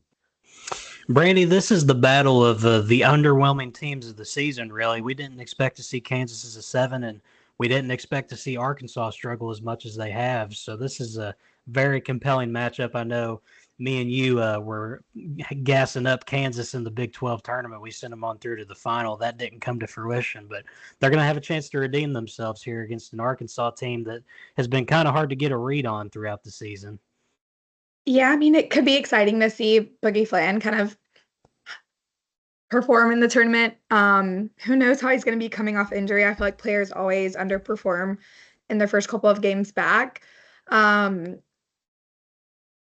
And Cal obviously has not had a good track record in the NCAA tournament as of lately. And I just think that Arkansas is like coming to a point where like they're just running out of juice at the end of the day. Like they just don't have it in them to like continue winning games, continue pulling out close games too. And I'm certainly not on board with backing a coach who makes decisions like what happened in the SEC tournament, given they did win that game. There's some question marks for me there. These are two coaches that are obviously both Hall of Fame coaches, and it's going to be a fun and exciting matchup because of that. But I do think that Kansas is just way deeper, regardless of the poor roster construction from this season. Arkansas is still banged up. Who knows how Boogie's going to fit back into the picture here. Adu's playing good defense, but I think that Hunter Dickinson I think he's going to step it up defensively. He's been playing good defensively all year. It's really just his offense. I'm going Kansas. Split decision so far. Jake, as I send it over to you, what do we think? Kansas and Arkansas. Yeah, I'm going with Kansas. I just don't think, even with how disappointing their season has been, I just don't think Bill Self and seniors like DeJuan Harris and Hunter Dickinson go out without at least one win in this tournament. Arkansas is going to be without Adu for this game for sure. I think Calipari has said Boogie will play like 10 to 15 minutes because he doesn't want to screw up like what the current team has or something along those lines. So that's a little bit of a talent boost. We'll see how good he fits in, but I don't know. Obviously, Arkansas doesn't have a very good offense. Kansas is one of the best defensive efficiencies in the country. I just think, have we touched about how they played in the exhibition game yet? No, we have not mentioned that. Yeah, I mean, Arkansas blew them out in that one. I think it's kind of funny they're going to play again now. But yeah, Kansas has a good little script to look at, little film. But yeah, I'm going Kansas. I'm going Kansas as well. They get their revenge for the exhibition game. And just the fact that Adu Thiero is doubtful, and then you factor in that Calipari hasn't seen the second weekend in quite some time. He's got a bad history with these first-round games as well the last couple of years. I just think there's a lot of factors working against Arkansas here. It's a tough draw as well. Kansas is your 7. That's not really something you really wanted to see there. But I think Kansas moves on. They're going to get at least one tournament win. I don't know if they get past St. John's. We'll get to that here in a bit. But Florida versus UConn. This is intriguing in terms of names. It's a rematch of the 2014 Final Four where Florida and UConn matched up, and UConn came away with that. Went on to win the national championship, but obviously two very different teams right now. I'll just go ahead and say it. Florida, I've got them going through. I think that they're playing like the best team in the country right now, and Duke's probably a close second with Auburn kind of needing to prove themselves again, but I still believe in them as a team. So I'm taking Florida to move on. Brandie, I'll start with you. Are you going to make the case for UConn here? No, I think Florida's playing incredible basketball right now. There's not a single weakness that I really see on that team. They've stepped it up defensively, and they have so much depth in their front court now with Micah being healthy and back in the rotation, and Chianlu really coming into his own. Plus, in their guard room, I don't know who's going to guard Walter Clayton Jr., and if he's ever having an off night, Will Richard is honestly really close to his level at this point, too. He's so good, and add in Elijah Martin in there too. And this Florida team to me is it's just unstoppable. It feels like right now. maybe a little bit of an overreaction, but UConn's defense hasn't been good all season. And when you're going up against such an elite offense like Florida, I think that this is not going to bode well for UConn. Blake, you see I jumped the gun there and started to type in Florida's name just because of how high I am on this team. So you can go ahead and send them through if you'd like. Yeah, I don't think much has to be said about this. Florida probably going to 20 ball the Fighting Hurleys in this one. Yeah, that's all I'm going to say. Jake, you can make the case here for UConn if you want to bring some No. spice to this matchup, but Florida's No. going through. No, nothing there. All right, Dan Hurley, sorry about it. You're moving on into the offseason. Time to regroup and redeem yourself next year, which I think UConn has a chance to get back to what you want to see out of them next year. But moving on, the 12 versus 4 battle we got here, Colorado State coming off an upset against Memphis, taking on Maryland and Derek Queen. This is another intriguing spot here. This could be a part where I see maybe a 12 seed that makes a run into the Sweet 16. It's not really a uncommon occurrence when it comes to this tournament. I think I do like Maryland, though, but I could see the possible recipe for a Colorado State upset bid. Blake, I'll start with you. What do you think about this matchup? I think Maryland is the better team just as a whole. I mean, their front court is a lot better than Colorado State's. But I do think Clifford is a guy that could be a Cinderella player. So, I don't know. We could see this game going both ways, but I'm going to pick Maryland in this one. All right, Jake, I'm going to give you the power to send Maryland through if you'd like. Yeah, I'm picking Maryland. I just think the rotation they run is just one of the best in the country, obviously. And I think the talent is a lot better than Colorado State's. Just the gap is too big, so I'm going Maryland. Brandie, do you want to make the case for Colorado State before we depart from this matchup? No, as somebody who's been on the Derek Queen fan club train for quite some time now, I'm sticking with the Terps. Terps moving on to the Sweet 16. All right, let's get down here into the other part of the West bracket. Drake versus Texas Tech, the 11 seed going up against the 3. Brandie, I'll swing back to you for this one. Do the Bulldogs have another magical upset in them?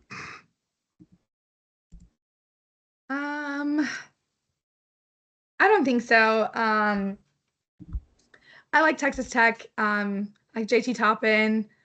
Their offense tends to click, and I think it's a great coaching matchup. I think Grant McCaslin, younger coach, is just like Ben McCollum. Yeah, I think I just have to go with Texas Tech. I think they have more weapons and from an offensive standpoint and a little bit more depth here. So I don't think I'm gonna send Drake through. All right, Blake, do you want to send Drake through? No, give me Texas Tech. Jake Roll, what say you? Yeah, I'm going Texas Tech.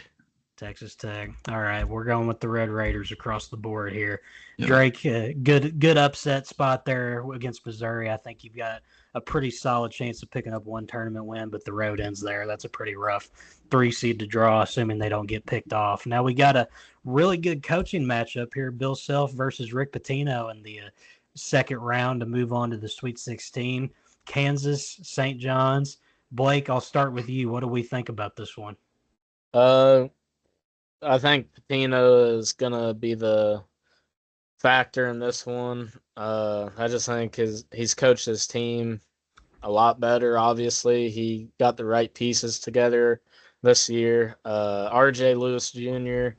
and Kadari Richmond are some of the toughest 2/3 players in the country right now. Kadari Richmond, I feel like every time I'm looking at his box score, he's getting a near triple-double, and RJ Lewis has been on an absolute tear.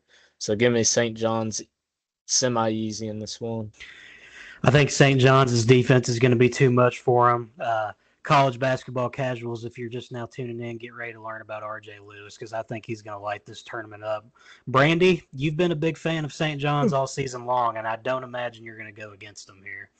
Look, one of the things that we talked about when we made our St. John's video a couple weeks ago was how their defense is amazing, and that was what allowed them to get to the point that they were at, controlling possessions, and they didn't even have to be even good on the offensive side of the ball. they're playing their best offensive basketball right now that they have all season, and that's kind of scary. I'm taking St. John's here. This team to me is really special. They're extremely well coached. RJ Lewis is so impressive, and they're going to continue controlling possessions like they do in every game. My only fear with them, maybe deeper down into the tournament, is the physicality they've been allowed to play all year may not still be able to be played in the tournament. It's officiated a little differently. It's a big known thing. But rocking with them against Kansas, I think that with the struggles Kansas has seen on offense, especially in their guard room this year, this is just not the type of team that they would want to see. But it's going to be awesome if it is a Kansas-St. John's matchup, because I think Bill Self versus Rick Pitino, it's like, what college basketball lover doesn't want to see a coaching matchup like that right after a Cal Bill Self matchup for that matter. So Jake, we've all been in agreement here for the last couple of picks. Are you going to complete the sweep for St. John's? Yeah, St. John's. Yep. All right, moving on into the Sweet 16, Florida versus Maryland. I'm going to keep this one short but sweet. I love what Maryland's done this season. Derek Queen, like we mentioned, he's a great player. Rodney Rice, they've got pieces there, but I think that drawing Florida as the 1 seed was probably not the greatest scenario for them. And I don't think that there's a lot of teams that are going to stop Florida from making their way to the Final Four to kind of spoil my pick. But I'm going with Florida here. Jake Roll, are you going to ride with the Gators?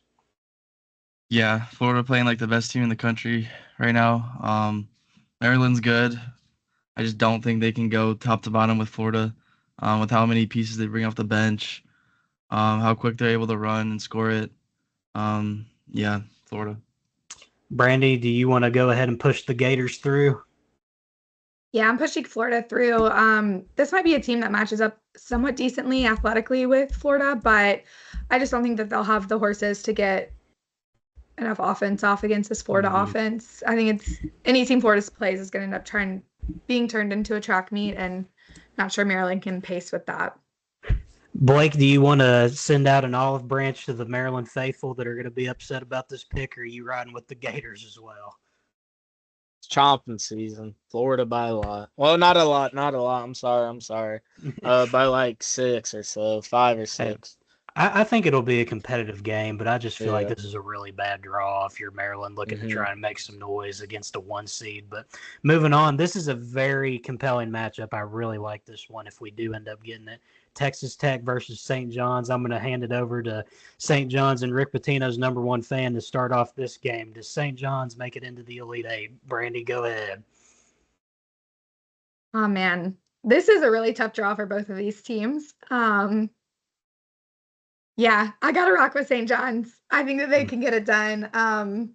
Texas Tech can be a little bit streaky sometimes. So, and I think Texas Tech is like a Final Four good type of team too. So kind of sinks that these two teams are on the same side of the bracket. Yeah, this is kind of a clash of two teams that are a pretty tough draw for one another. Blake, what do you think here, St. John's or Texas Tech? This is a very tough choice, I will say. That is a really hard game to really, I feel like, pick right now. I guess on here I'm gonna go with St. John's. No. Actually, okay, never mind. Just give me St. John's. St. John's. All right, we got 2 for St. John's. Jake, you've got the potential to send them on through to the Elite Eight. Yeah, I think this is by far the toughest matchup to pick from so far, but I'm going Texas Tech. I just like their offense a lot more. Obviously, they're top 10 in offensive efficiency.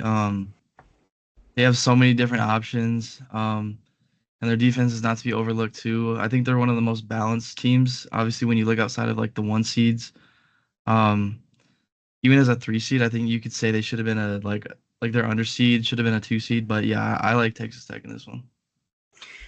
Jake, I hate to overrule you here, but I'm going with the Johnnies 3 votes to 1. I think Rick Pitino's I think he's on a crash course for the Elite Eight. I don't know about further than that, but I feel like they're just the safe bet with the way they get after it on defense and the way that their offense is starting to kind of kick it into gear here, I think that's the most encouraging thing if you're a St. John's fan, just to see that they're starting to kind of find themselves and being able to find more of a consistent identity. But that leads us into the Elite Eight matchup between Florida and St. John's, and I'm just going to go ahead and say it. Florida's getting back to the Final Four for the first time since 2014, and with that, I will send it over to you, Blake. Are you going with St. John's to the Final Four or Florida? Florida. That's 2 votes for Florida. Brandie, you fought for St. John's all season long. Are you going to save them here to keep the vote rolling? No, look, I got to go with Florida here. I don't know who's stopping them. Like, I don't know. Got to go with the Gators. It's tough. And Jake, you went with Texas Tech, obviously, to take out St. John's. But do you think that Florida is just destined for the Final Four in this region? Yeah, I think Florida's going all the way. Yeah, that's fair enough. All right, that caps off the west part of the bracket. Let's go on up to the east. All right, I gotta dip out, y'all. Okay, well, we'll see you, Jake. See you, Jake. Next time. Have a good one. All right, we'll keep it moving here with the 3 of us going into the East region. Does anybody want to make the case for Cooper Flagg and Duke making the wrong history here against the 16 seed? I'm going to go ahead and guess not. I'm raising my hands, Luke. Oh, my gosh. I'm kidding. Just keep it rolling. Like, hey, we got to keep them on their toes. Come on. We need a little bit of engaging content to get out there. Brandie, I'm guessing you're not fighting for American or Mount St. Mary's here, right? Brandie's not rocking with American or Mount St. Mary's. Sorry. No, I'm not. Okay, is anybody rocking with Robert Morris over Alabama, or can we go ahead and put the 2 seed through as well? Okay, put the trolling aside, I do feel like Robert Morris could maybe possibly give Alabama some trouble, but I still think Alabama wins this one. Brandie, you want to make a case for Robert Morris, or is Bama going to take it? No, I think Bama's going to take this one, but I wouldn't be surprised if Robert Morris hangs around for, let's say, a good bit of the first half, and then Bama ends up pulling away pretty handedly. This Robert Morris seems super fun, and I've watched a couple of their games this season. They definitely aren't like anything can happen, but I just don't see them getting this win over Alabama. But I think it'll be close. Like, I think it's probably a predicted 20-point game right now. I wouldn't be surprised if it's a single possession game for 3/4 of the first half, and Bama still ends up winning by 20. Yeah, with Grant Nelson kind of being an unknown going into the tournament, that's obviously something that plays into effect. I still think that they should take care of business with or without him, but it's something that's worth monitoring. And, if Bama goes into this game with their usual gunslinging mentality and shots aren't falling, I mean, we've seen in years past with St. Peter's against UK, the 2-15 matchup isn't as improbable as it seems. Princeton over Arizona as well. It's been a theme of the last few tournaments that we've seen something like that happen. So I'm sending Alabama through on that one as well. Let's get into the other more notable matchups in the bracket here. Mississippi State versus Baylor. Blake, our guy Josh Hubbard, he's setting up for a possible date with Cooper Flagg there in the second round. I'm going to go ahead and push him through because I'm not a big fan of what this Baylor team's done this year. They're just so inconsistent, and I think the Mississippi State gets them here. What do you think? To be honest with you, both these teams really aren't that impressive down the stretch. Mississippi State's kind of fallen off a cliff, I feel like. They're playing in the toughest conference in college basketball history, but, I mean, they've fallen off a cliff, drastically. Baylor, they've been really mediocre all season. VJ Edgecombe has started to become a really good player, though. Jeremy Roach has kind of been iffy at times. This game's really going to be interesting. I feel like the 8-9 game is always one of my favorite ones to kick off the tournament. But I think Mississippi State, just as a team, is a lot better. I think this is a setting up for a really big Josh Hubbard game too, because I mean, with how he can explode at times with big offensive games, I think this sets up really well for him to do big things. Really. Yeah. Now that we've got 3, Brandie, the trump card isn't into effect here. But who would you go with in this game? I still want to hear your opinion on it. Yeah, I'm going to Mississippi State in this game. Baylor just doesn't have the horses this year. And Mississippi State's kind of been up and down here recently, but I think that they pull out a win here, at least in the first round. Yeah, this Baylor team, I mean, they really have underwhelmed compared to expectations, so I don't see them Big making any time. noise here. The 19-14, I think, is the record. I mean, gosh, that's like a play-in record some years. Them being in the 9 spot, I think that's a little bit nice to them with the way that they've played this year. Was anybody surprised that we didn't see them kind of fall closer to that bubble line almost? Yeah, I'm surprised they weren't on the bubble because I mean they've been really mediocre. Yeah, I guess the case for it was just that they had a decent amount of quad one wins. I mean, I don't know what you think, Brandy, but they definitely kind of had more of a bubble resume this year, in my opinion, especially just talking about strictly eye tests. They have not been an impressive team. Yeah, I think just because the bubble was so bad this year, that's why they didn't get talked about as much. Yeah. So or at least I assume that's why. But they were really not impressive to me this season. hmm Well, we'll keep moving on into the next game here. Oregon against the Liberty Flames in the 5-12 matchup. I'm going to go with Oregon here. Oregon, that's a little bit of a shaky 5 seed. I could see an upset bid being possible here. But, Brandy, you going to go with the Liberty upset here? They have a little bit of March magic in them, or are we going to send the Ducks on through? Um, some people really like this Oregon team. I think they're like more of a hot and cold team, and this Liberty team is not horrible. But they didn't have any games played against a quad one team this year. But they did have wins again. They did have a win against McNeese, a win against Kansas State. So I don't, they're not horrible. I guess Oregon. I don't know. I was hoping that I think this is about as favorable as a team that Oregon could have gotten at the 12 seed line here. I was hoping to pick against them in an upset spot, but I don't think it's this Liberty team in my opinion. Blake, what do you think about this matchup? You riding with Liberty when you go and create your own bracket, or are you going to stick with the trap and go with Oregon here? Uh, I'll I'll probably just go with Oregon here, but I do think Liberty has a really, really, really, really good chance at winning this one because I mean they've been dominant all season long. They're sitting at 28-6. I think that's their best record all time. I could be wrong, but I do think this Liberty team is legit. They got like 4 or 5 double digit scores. They're seventh for points per possession on defense. And then they're also, I think, seventh at points per possession on offense as well. So this Liberty team is dangerous on both ends of the floor. So it's going to be a fun game to see, but give me Oregon. I'll tell you another fun game to see, the one we're about to talk about. Arizona, the 4 seed, going against the 13 seed Akron. Arizona, I mean, we got to get them kudos because going into conference play, it looked like their season may have been going in the wrong direction, and they've managed to get themselves a favorable seed here. Top 4 seed, obviously, but this Akron team, I watched them play the other night, and they look like a team that could possibly make some noise. I'm going to save my pick on this one after I hear you all think about this one. But Blake, do we see a 13 pull off one against a 4 here?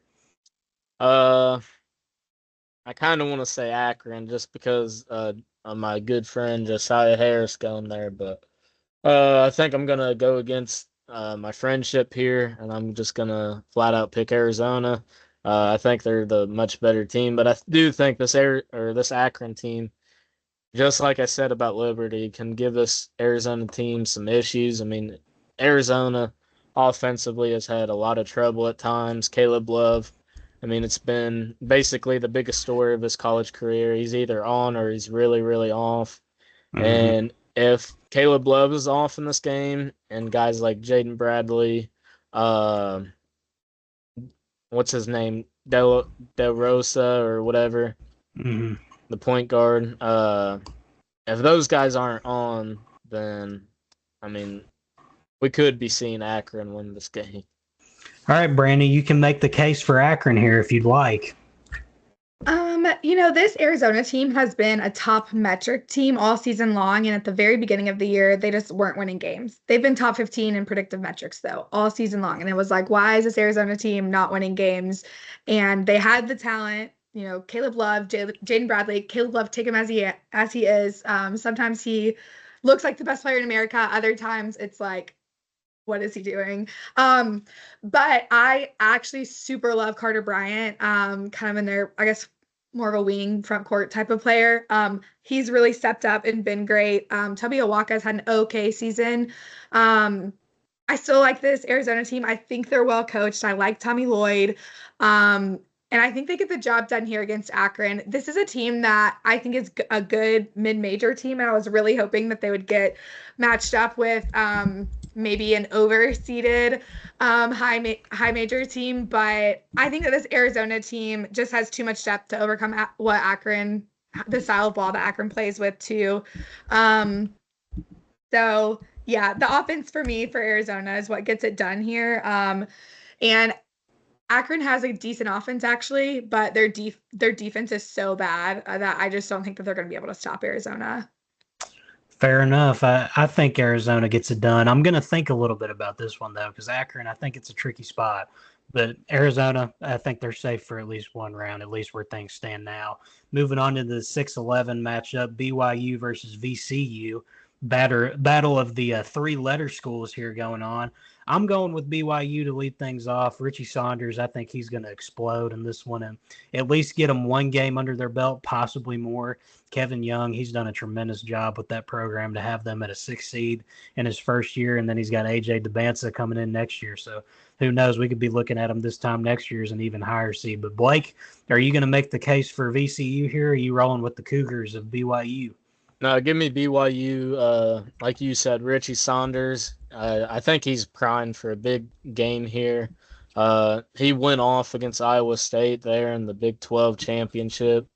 This team's dangerous, honestly. For sure. Brandie, do you think VCU has some magic in them here, or is it going to be BYU? I was hoping BYU would not get matched with a mid-major team that I liked. This VCU defense is actually pretty decent, and I think that BYU is playing some of their best basketball that they have all season, really been trending in the right direction, even with a couple of losses sprinkled in.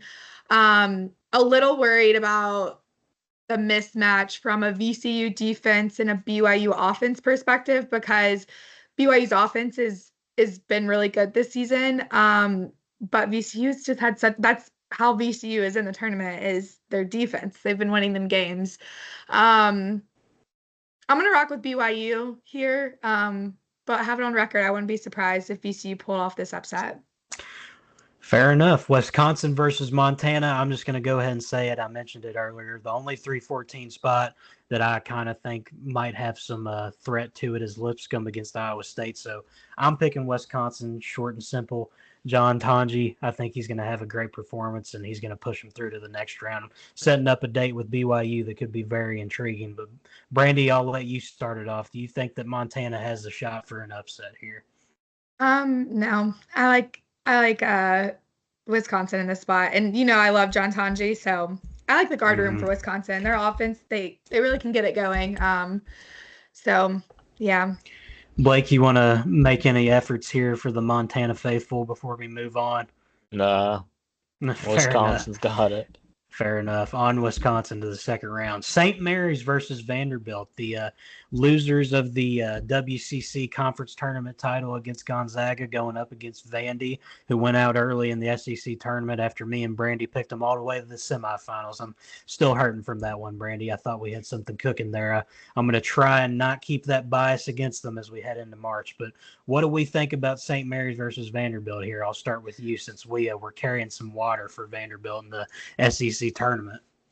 Yeah, St. Mary's I think is in a good position here to win this game. I think that their defense is very locked down to me. I think Saxon in the front court is really strong. He definitely outsizes Vanderbilt in their front court. Vanderbilt doesn't really have a true center, honestly. And they're just a super great offensive rebounding team, one of the best in the country. I think they're like maybe top 12, something like that.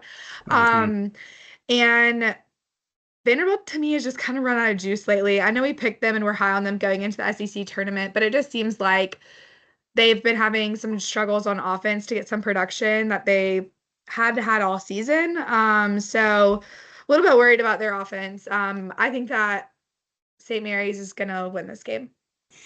Blake, you've been a big fan of Jason Edwards all year. Do you think he gets a tournament win under his belt? No.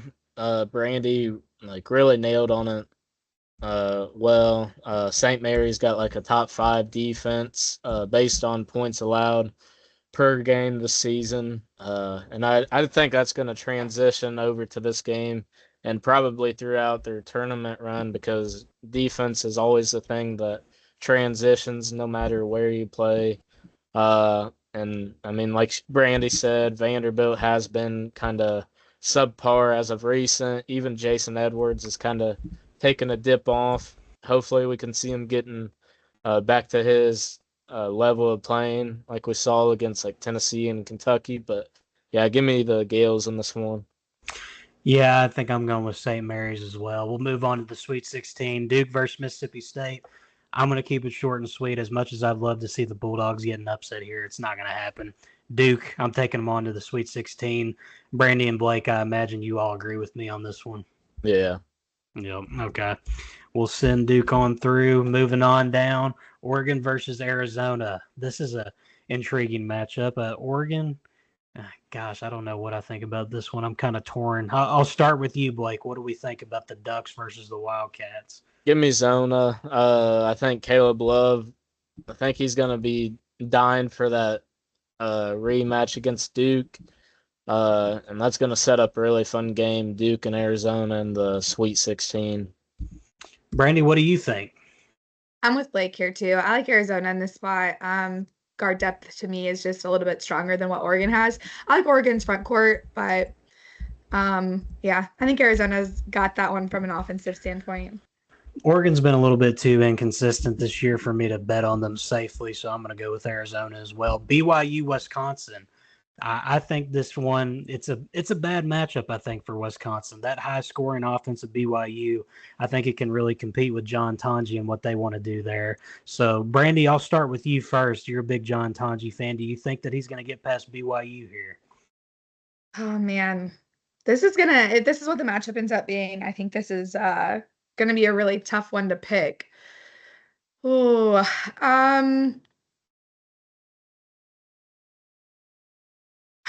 I think I'm gonna have to go with Wisconsin in this one. I've just really liked what I've seen from them lately. Even though they didn't make it, or I guess they did make it to the championship game in their conference tournament, they didn't win.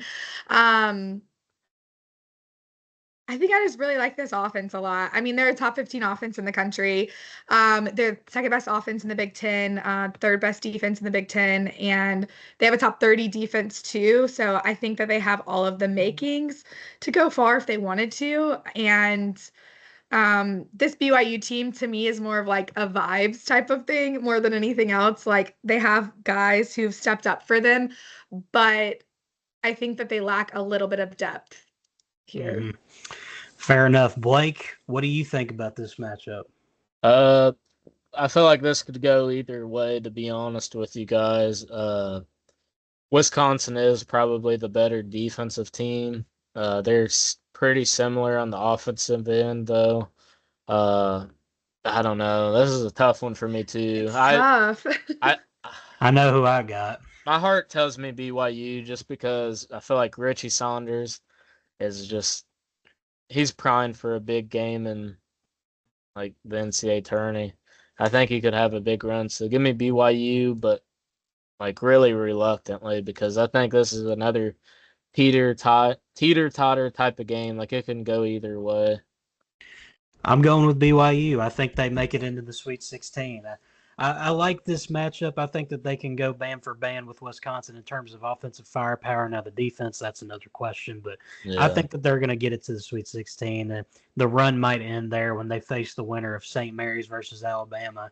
Now, this could be a compelling matchup because, like I said, Grant Nelson, the status is unknown as of now. We don't really know if he's going to be ready by the second round. Seeing a knee specialist doesn't sound too promising at all. But, Blake, do we think that Alabama can get it done with or without Grant Nelson in this spot against St. Mary's? I think that they will, personally, to spoil. Yeah, I think they will too, but who knows? Maybe this Alabama team faults to really, really good defense. but I don't feel like they'll have like a whole lot of trouble scoring because they're still like a top 3 to 5 offensive team in the country. Mhm. And seeing guys like LeBaron Philon step up here down the stretch is really promising for a big or a deep March run. So yeah, give me Alabama in this one.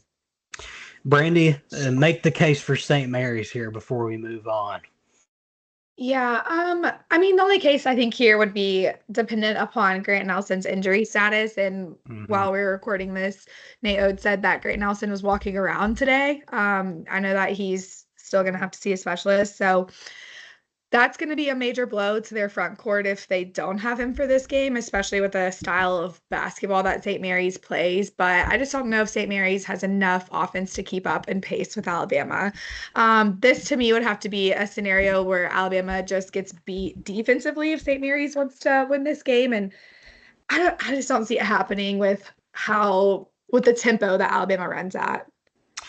Yeah, I think that's kind of the recipe for success there. If you're St. Mary's, it's got to be a defensive battle. But I think Bama, even if Grant Nelson isn't there, which we don't know, like you said, I think they can get it done. But Duke versus Arizona, the 1 versus 4, this sets up a storyline. Caleb Love going up against Duke, the team that he beat in the 2022 Final Four with his dagger that sent Coach K into retirement. John Shire, he was the assistant getting ready to take over the throne at that time. He saw it all unfold. I think he's going to be ready for vengeance. Give me Duke in this one. Brandie, what do you think? Yeah, give me Duke in this one. Their guards, or just generally everybody on their team, has really stepped it up, and they might be young, but they're super talented. And they showed this week in the conference tournament that they can win even without Cooper Flag. So regardless of what his status is, I think that they'll at least make it to the Elite Eight, even if he isn't at 100%. Con Knippel has been super impressive lately, and I kind of expect Isaiah Evans to have a little bit of a nice March Madness run. He seems like the type of guy who can really shine in this type of environment. Blake, do you want to make the case for Arizona possibly pulling an upset? No, it was almost a 20-point loss for Arizona last time these two teams faced off, and this was really before Duke hit their strides as a team. Caleb Love, I mean, he did Caleb Love things, 3 of 13 from the field, 8 points. I feel like that's going to be probably another bad performance by Caleb Love in this game just because of how good Duke is as a team. So yeah, give me the Blue Devils in this one. BYU with the run to the Sweet 16 taking on Nate Oates in Alabama. Brandie, do we think BYU pulls off another one and gets into the Elite Eight here? I know you were rolling with Wisconsin in your pick, but if this is the matchup we get, what do we think? No, I think Bama handles business against BYU. Mm-hmm. Nate Oates is like, I mean, as I'm an Auburn fan, and so maybe Auburn fans are going to be mad that I'm saying this, but it's the truth. Nate Oates is a good coach, especially in March. And they just have too much talent, regardless of health-wise, to not overcome this BYU team. Blake, do you kind of reflect that statement from Brandie? Yeah, definitely. Yeah. I'm rolling with the Tide as well, which sets up what I think would be an amazing Elite Eight battle between Duke and Alabama. Bama trying to get back to the Final Four in this spot. Duke trying to get in there and give Cooper Flag the chance for the fairy tale ending with the national championship on the line. Gosh, this would be a tough matchup to pick if it does end up coming to fruition. Blake, I'll let you lead off on this one. Tide versus Blue Devils. Who takes it? Oh man, This dude, is so tough if this is the game. if this is the game, then I might actually have tears in my eyes just because of how good that game's gonna be.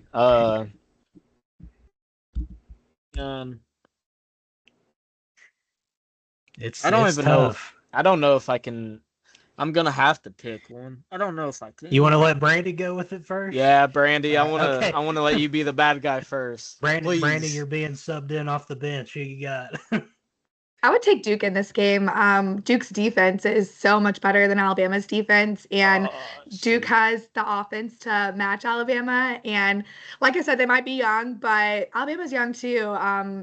Philon has been running point for them, and Aiden's a sophomore. He didn't score any points against Yale last year in his one tournament game that he's played in. And I just think that this Duke team, they've gotten a lot of shit for not playing, excuse my language, for not playing a tough schedule because of the ACC. But that doesn't mean that they're not a good team and that they can't go win a national championship just because the conference that they play in is weak this year. We've seen that happen in the past where a conference is weak and a team goes on and does well in the tournament. So this Duke team has depth and at all positions, and they also, as long as they're healthy, and they also play defense. And this Alabama team is not a very good defensive team, and I just think that if they don't adjust defensively and if they play drop coverage against Duke, then it's a major mismatch and not in a good way for Alabama. In the preseason, I was super high on Alabama. I believe, Blake, my memory's fading right now, but in the preseason video, didn't I pick Bama to go to the Natty? Yeah, you did. I did. And you know what? I'm standing by it. Tide are going back to the Final Four. Roll Tide. Yep. Baby. Come Let's on. go. Hey, at Roll least Tide. hey, I got someone on my side. I didn't want to be the one to outright say it. Give me Roll Tide, baby. The Tide are going back. They have a Where's Roll super Tide favorable. Willie This is at? like about as favorable of a draw as you can get, I feel like, for Oh, them. no, yeah. This is a beautiful bracket for them. I mean, St. Mary's versus Vanderbilt, you like that. And then BYU or Wisconsin is the favorites in those. I mean, you could really take them against either of those, I think, even if we picked Wisconsin. But, yeah, I mean, I got to stand on my preseason take. Bama top to bottom. I think you can say they're deeper than Duke. They may not be as talented as Duke, but I think they're going to get it done. And I think Nate Oates finds a way to go back to the Final Four.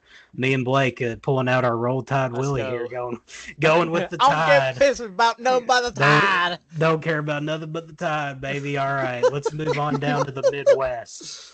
Houston and Tennessee, I'm going to go ahead and push them through unless anyone has any objections.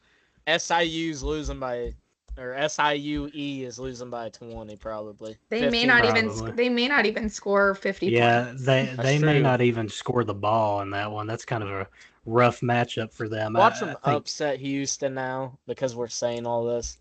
That'd be the yeah, biggest. yeah, that Oh well, would we're be staying on something. business. I think Tennessee's gonna take care of business against Wofford here. I'm trying to want to make the case for Wofford going against the Rocky Top Tennessee over there. Heck No. No, absolutely not. Okay, now we'll get into the matchups that really are probably going to be a little bit more decisive, I would say. Gonzaga and Georgia, of all the 8-9 matchups, I think I feel the most comfortable about Gonzaga here. Blake, you rolling with the Zags here? They've made it to the Sweet 16 for quite a few years in a row now. Yeah, this Georgia. Both these teams are kind of weak. I'm not gonna lie to you. Georgia's not at home, so they're not getting the 50 free throws like they did during their SEC play. So, yeah, give me Gonzaga. I think Nimhard's going to have a really big game. But Graham Ike versus Asa Newell, I think that's going to be a fun matchup, honestly. But Brandie, yeah, do give me Gonzaga. Brandie, do you want to make the case for Georgia? No, I'm good here. I actually do think that's going to be a very fun game. Athleticism from Georgia, and Silas Demery is playing some pretty good basketball right now. But Mark Few in March, baby. Let's go. Yeah, it's hard to bet against him in March. He's got a safe track record. But moving into the 5-12s, Clemson versus McNeese, I'm going to go ahead and say it right now. McNeese is getting this done. This is a bad draw for Clemson. Blake, what do you think? Man. Give me McNeese in this one. I do think this is a game that, I think this is a game that could be an upset. But I mean, you can't bet against Will Wade. Like, this dude is a genius, and I mean, with Khan, the student manager, with him blown up like we've seen, literally, the Aura Khan, the Aura. The Aura Khan. I think he, just him as a person, is probably a lot of fun to be around. Granted, he's not on the team that really adds nothing to this conversation, but I do think McNeese has the talent to win. And Will Wade, I don't know why he wasn't in contention for some of these better jobs. Well, I do know, because of the BS about NIL, blah, blah, blah. But, I mean, he's still like a top 5 to 10 coach in college basketball when he's like able to rock out, and he's been rocking out at McNeese, 27-6 this year in the Southland, like a team that was pretty bad. Like, come on. I mean, like, this is a good team too. Like, they got what, 4 or 5 double-digit scores right now. Sincere Parker's having a really good year. Javon Garcia is another guy having a good year. So yeah, I do think this is a game that McNeese can win. Brandie, they were the favorable upset pick last year, and it didn't come to fruition. Do you think they're going to get it this year, though? I'm so frustrated because I like this Clemson team, and I wanted to pick them to go far, but there's a little bit of chatter about where their head coach might be headed right now. It's a little worrisome for me. I'm thinking about some of this stuff, and I gotta rock with Amir. And Will Wade's just a great coach, and he's been able to have a great season for McNeese. And if anybody watched that McNeese-Bama game earlier this season, McNeese actually played really well against them and was hanging around most of that game. So yeah, this is probably going to be a super popular pick because of how their student manager's blown up, but I don't care. I'm rocking with them too. Moving on to the 4-13 matchup. This one I think is pretty interesting. Purdue, they've been struggling lately, but they maintain a 4 seed going up against High Point. First ever bid to the dance, and they've been impressive in doing so. Brandie, I think there's a recipe for a 4-13 upset here. Man,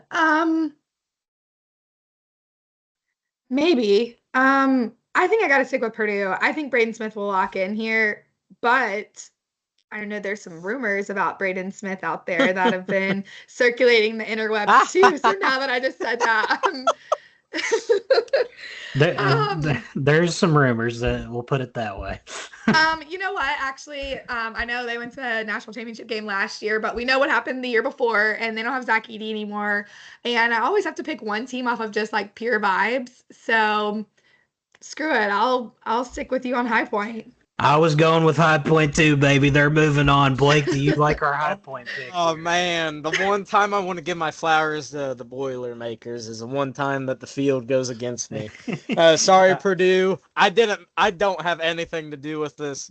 The High Point propaganda. This is insane. Don't let him lie to you. He was laughing about the Braden Smith stuff. No. Let's go, High Point. Okay. I think they get it done, seriously, though. Purdue, I don't like the way that they're playing, but we'll move on.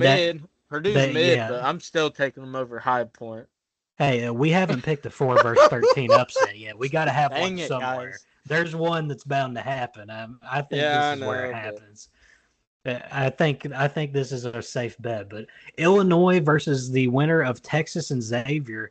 Guys, I'm going to be honest here. I think that whoever wins that play-in game is beating Illinois. Blake, I don't know what you think, but Illinois, they're just so hard to read. I mean, one game they come out and they look like a really star-studded team that can compete with anybody, and then the next game they come out and they put up a stinker. So I think that inconsistency might come back to bite them, and personally, I want to see Texas get into this spot and pull off the upset because I think seeing a young talent like Trey Johnson who can get buckets at will would be good for the sport. And even if it's Xavier coming out too, I think that whoever comes out is going to beat Illinois. Yeah, I think the same thing, to be honest with you. I mean, Zach Freeman has been really good all year for Xavier. Ryan Conwell, super underrated player. So if it's Xavier, I do think Xavier is winning. Texas, Trey Johnson, unbelievable scorer. I think he's like setting SEC freshman records, isn't he? At least for the Texas side. So, yeah. And then you got Tremont Mark as well, proven college player, has done really well recently.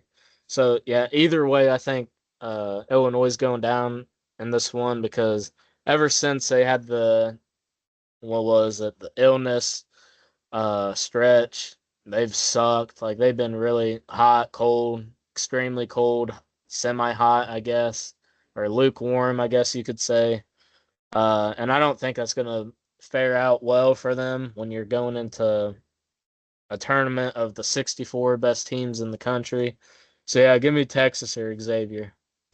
Brandie, what do you think about this matchup? Obviously, you know where we're headed for this one, but do you agree with our line of thinking on this one?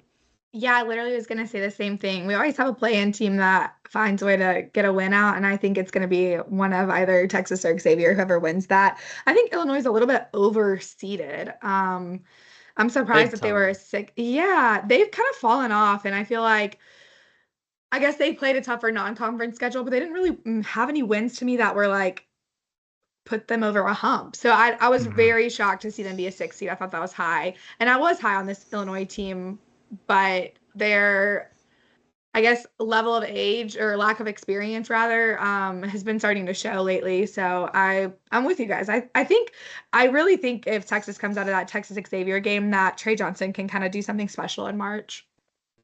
I could see the vision for that. Moving on, the 3:14 game, Kentucky versus Troy. I will be on pins and needles because I need to see Kentucky get out of the first round. The last couple struggles, obviously last year against Oakland and then 2022 against St. Peter's. Year before that, only getting to the round of 32.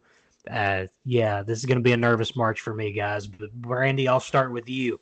Does Kentucky get over the first round hump? Oh man. Tayton Connerway's legit, by the way, for Troy. I He will is mention Sunbelt that. Player of the Year. He's awesome. And shout out Troy, right down the road from where I grew up. Um, oh, I'll go Kentucky. I'll save what I think about this Kentucky team until we talk about the next matchup, but they probably get it Okay. done against this Troy team. Okay, Blake, do you think Kentucky gets it done here? Uh, well, I mean, if you're looking at my hat, you probably gonna guess my answer. Yeah, I think Kentucky gets it done. Trying to be as non-biased as possible, but yeah, I do think Kentucky's just a better team in general. And I mean, in this tournament, you can't really look at like quad one wins and like fare that against these other teams. But I mean, early in the year, Troy faced off against like Arkansas, Oregon, Houston, three solid teams and got absolutely obliterated. And all three are tourney teams as well.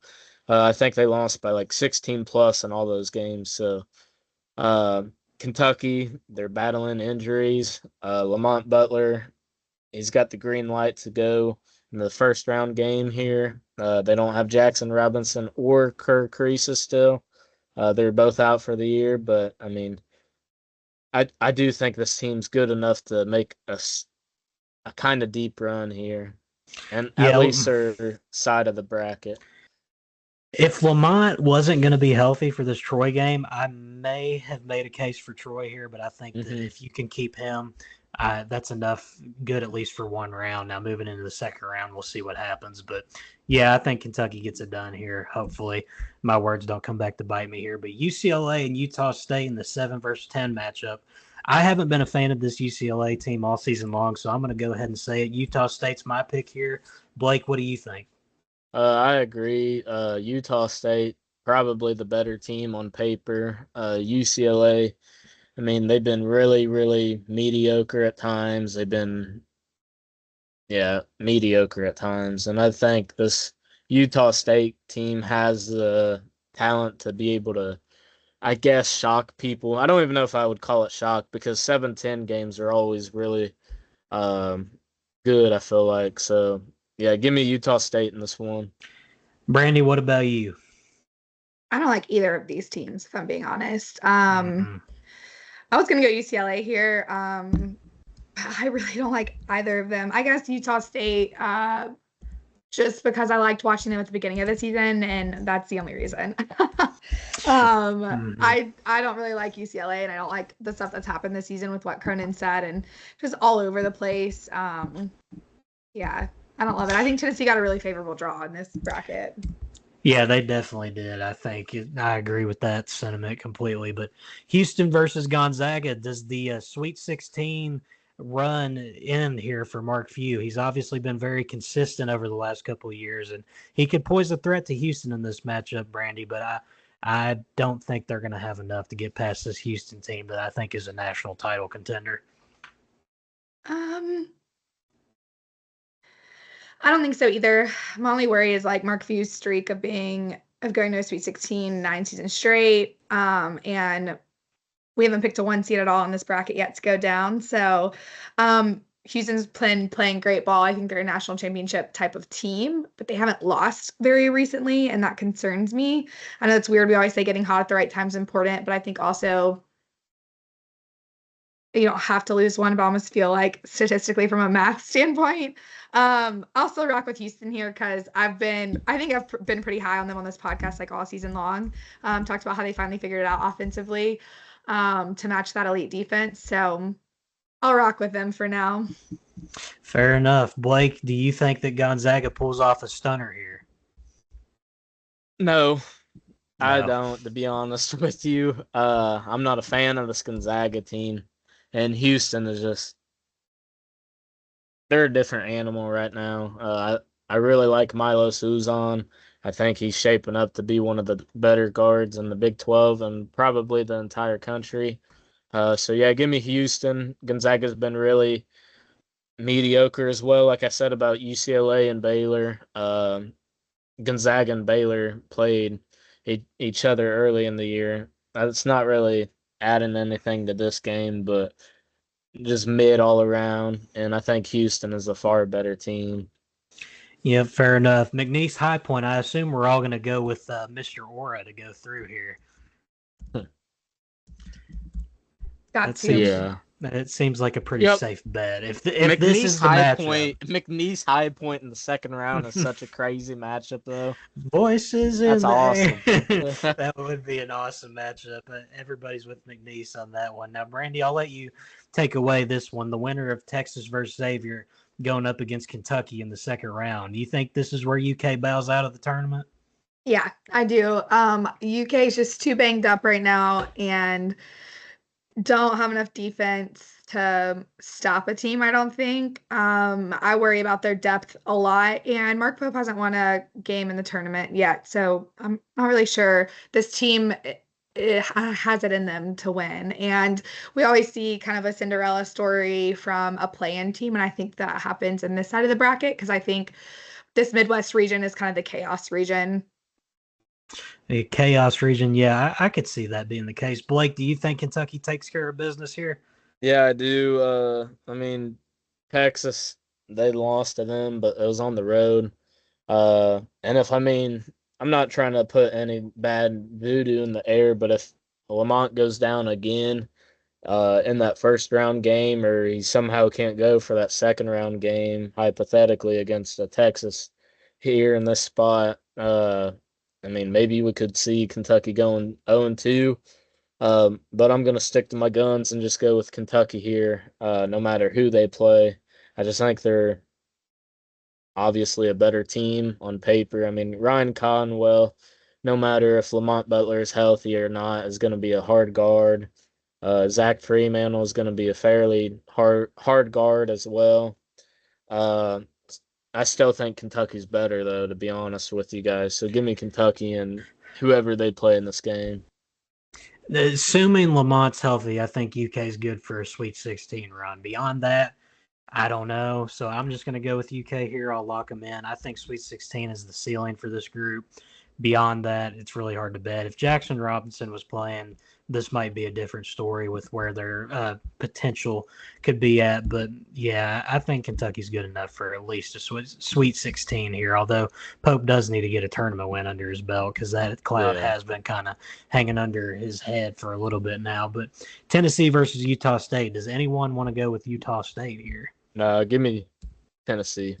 Brandie, yeah, Tennessee. Okay, imagine getting a Kentucky Sweet 16. My Lord. As a Kentucky fan, I don't know if my nerves would allow me to watch that game. So we'll see what happens. That would be an incredible environment there in Indianapolis, I believe, would be the site of this one. Yep.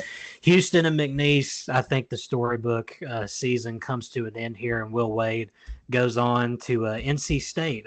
Anybody agree with me there? Yep. I think that's bound to happen at this point. More funds for him. Probably just a better spot all around for him to compete in the ACC.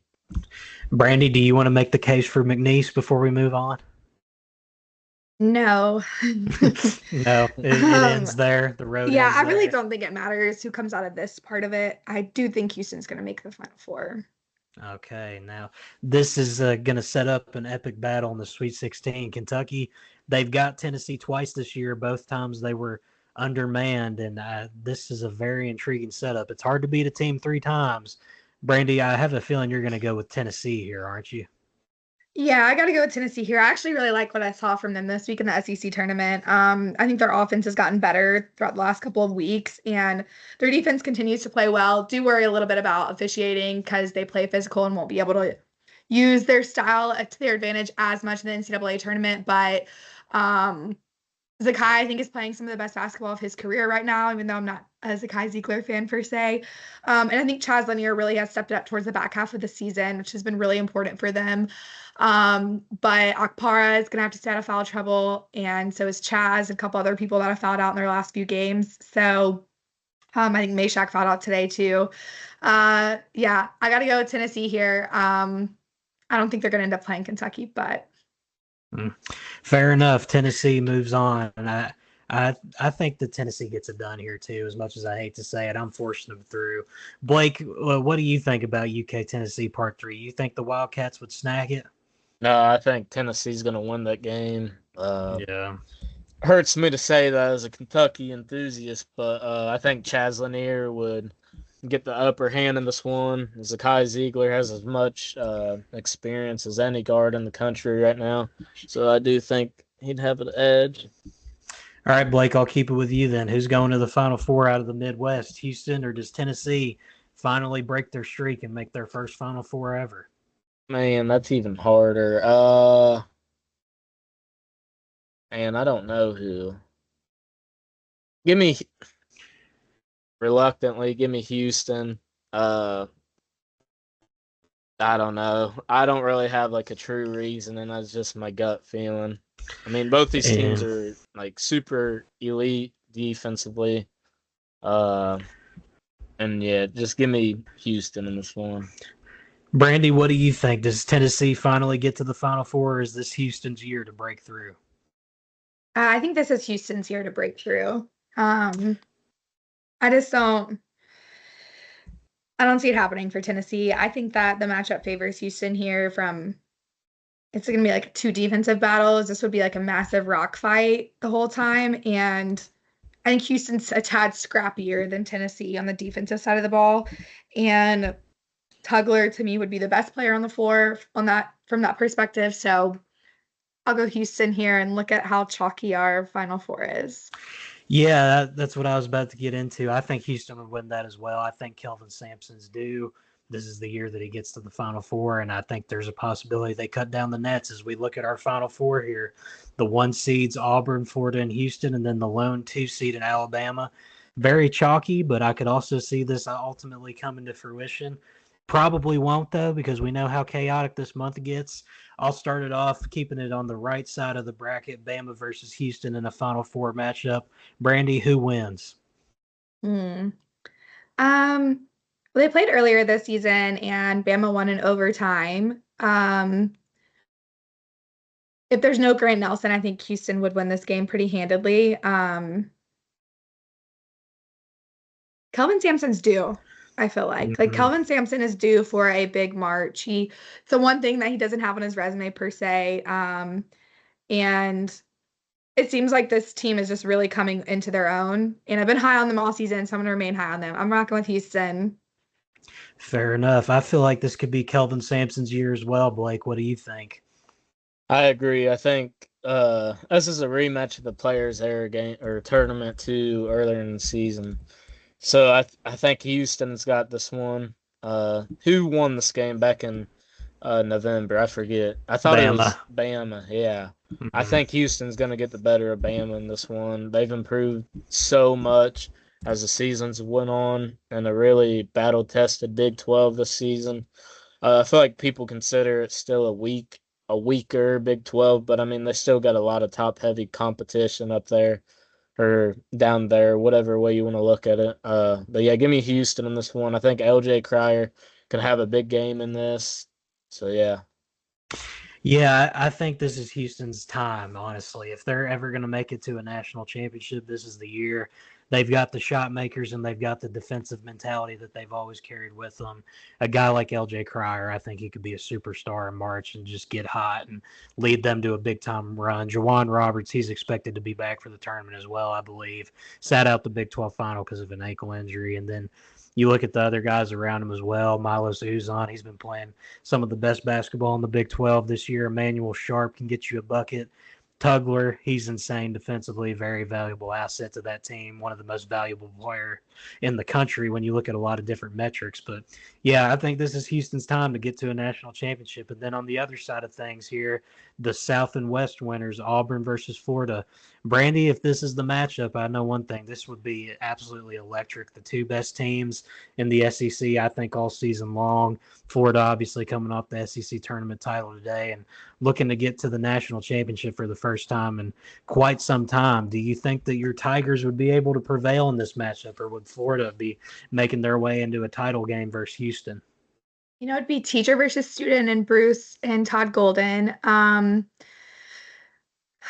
I think Florida would be Auburn in this scenario. I just think that they have a lot more juice in the tank, and their front court is tad better than ours just because they have more depth. And our front court has gotten in a lot of foul trouble lately, and Chaney Johnson is in a slump right now. I'm rocking with the Gators here. Fair enough, Blake. Do you think this is Todd Golden and the Gators' time to shine, or is Auburn going to find their way into the national championship game?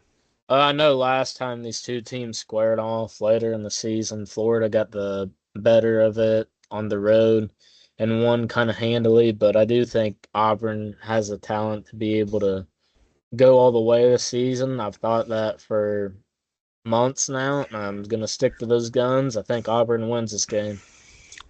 And you guys are putting the pressure on me, huh? Yeah. I'm the deciding factor here. Gosh. Blake, you remember who I said was the most underrated team coming into the season, right? Yeah, don't pull the trigger, man. Don't do it. Don't. Florida is going to the national title game. Walter Clayton Jr., Elijah Martin, Will Richard, they're just elite guard play in March. You got to have it, and Florida's got the best of just about anybody, I think. And then you combine it with a guy like Alex Condon that holds it down, Ruben Chinyelu, Denzel Aberdeen, and Thomas Hall. They made big plays off the bench today in the SEC tournament title. I just feel like this Florida team is playing better than just about anybody in the country right now. And I don't think it's crazy at all to say that we could see him in the national title. Auburn, though, if we do get this game, it's going to be cinematic. It'd be a very close one either way it goes. I could see Auburn pulling it off. But Florida, I think they would have the upper hand there just slightly. But that sets up the Full Court Traps national title game, Florida versus Houston. Blake, I'll let you start it off. Who's taking home the crown this year and cutting down the nets? It's going to be Florida if it's this hypothetical matchup. Like you guys have said recently, Florida's been playing some of their best basketball since like the Joakim Noah years, Bradley Beal era. Like this team's really elite. Like Todd Golden's a mastermind, coming from San Francisco, then shaping the team up like he has this season. He's just done a phenomenal job. Walter Clayton, getting him from Iona.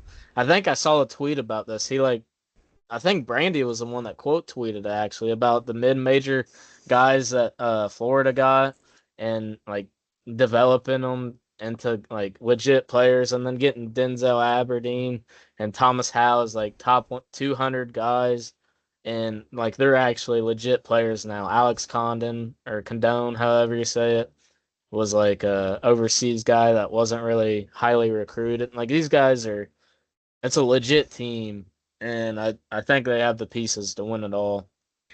Brandie, is this the year that Florida reclaims the throne that they once captured all the way back in the mid-2000s? Yeah, I do think it is. For all the reasons that Blake mentioned. And yeah, you're right, Blake. Like Iona is where Walter Clayton Jr. came from. Will Richard came from Belmont. Elijah Martin came from FAU. Micah Hancockton came from Marshall last year and has been out this entire season until the last couple of weeks. And on top of Alex Condon, you also have Chinyelu and Klasvar, who were international players too that really didn't have a ton of offers. And then Thomas Ha has just been phenomenal for them too off the bench. I think Urban Klasvar provides them a very slight spark off the bench that was cool to add mid-season for them with his eligibility that he got worked out. Todd Golden runs some beautiful offensive sets and allows Walter Clayton Jr. to get off great shots, and he is a great shooter. And Elijah Martin has been really great defensively down the stretch of the season. They've really stepped it up there. I think Condon's been great defensively as well. And I think Florida is incredible at rebounding. And there's just, to me, not a lot of weaknesses in this Florida team. And I think if this is the national championship game, we're in for a treat because it would just be absolutely incredible.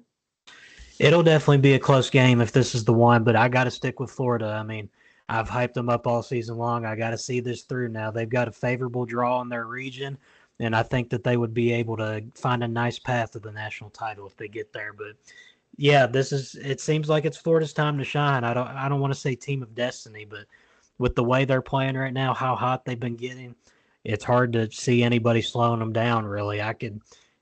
Auburn, I think, is the best bet, honestly, in the Final Four. We've got it right. I like our Final Four and our national title game here. But, yeah, that's the Full Court Traps bracket, everybody. We got it all covered.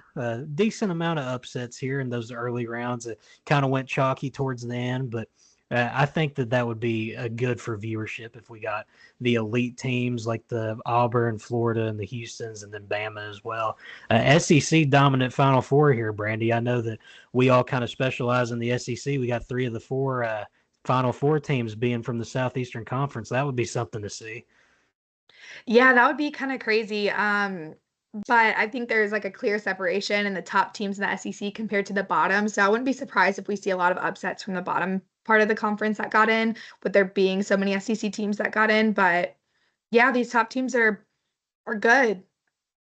It's hard to bet against them, really. Blake, you got any final thoughts before we wrap this bracket up, put a bow on it, and get it out there for the people to witness? I don't really have like anything like philosophical to say. I'm just super excited about this year because honestly, this is like one of the more stacked fields of 68, 64, however you want to word it. And yeah, I just think this is going to be probably one of the more memorable tourney runs. I don't feel like there's going to be a ton of like upsets, but I mean, I feel like there's going to be a ton of like Cinderella players in general and a lot of down to the wire games because I mean, you got 14 SEC teams. I feel like at least 2 of those are primed for a huge run. So I'm super excited. Can't wait. Super excited. We got a lot more to cover. We got to talk about the first 4. We got to talk about our mid-major teams here who could be a breakout star. We've got a lot of coverage coming up here on the Full Court Trap, but had to start it off the only way we know how, with the bracket. That's the easiest way to start it off, the best way to start it off, and we're super excited to see what this month has in store for us. But shout out to Jake Roll for stopping in and helping us for a little bit. This is Luke Tackett, Brandie Mac, Blake Smith signing out. Keep tuned in with us the whole way. We're going to be giving content all throughout the tournament.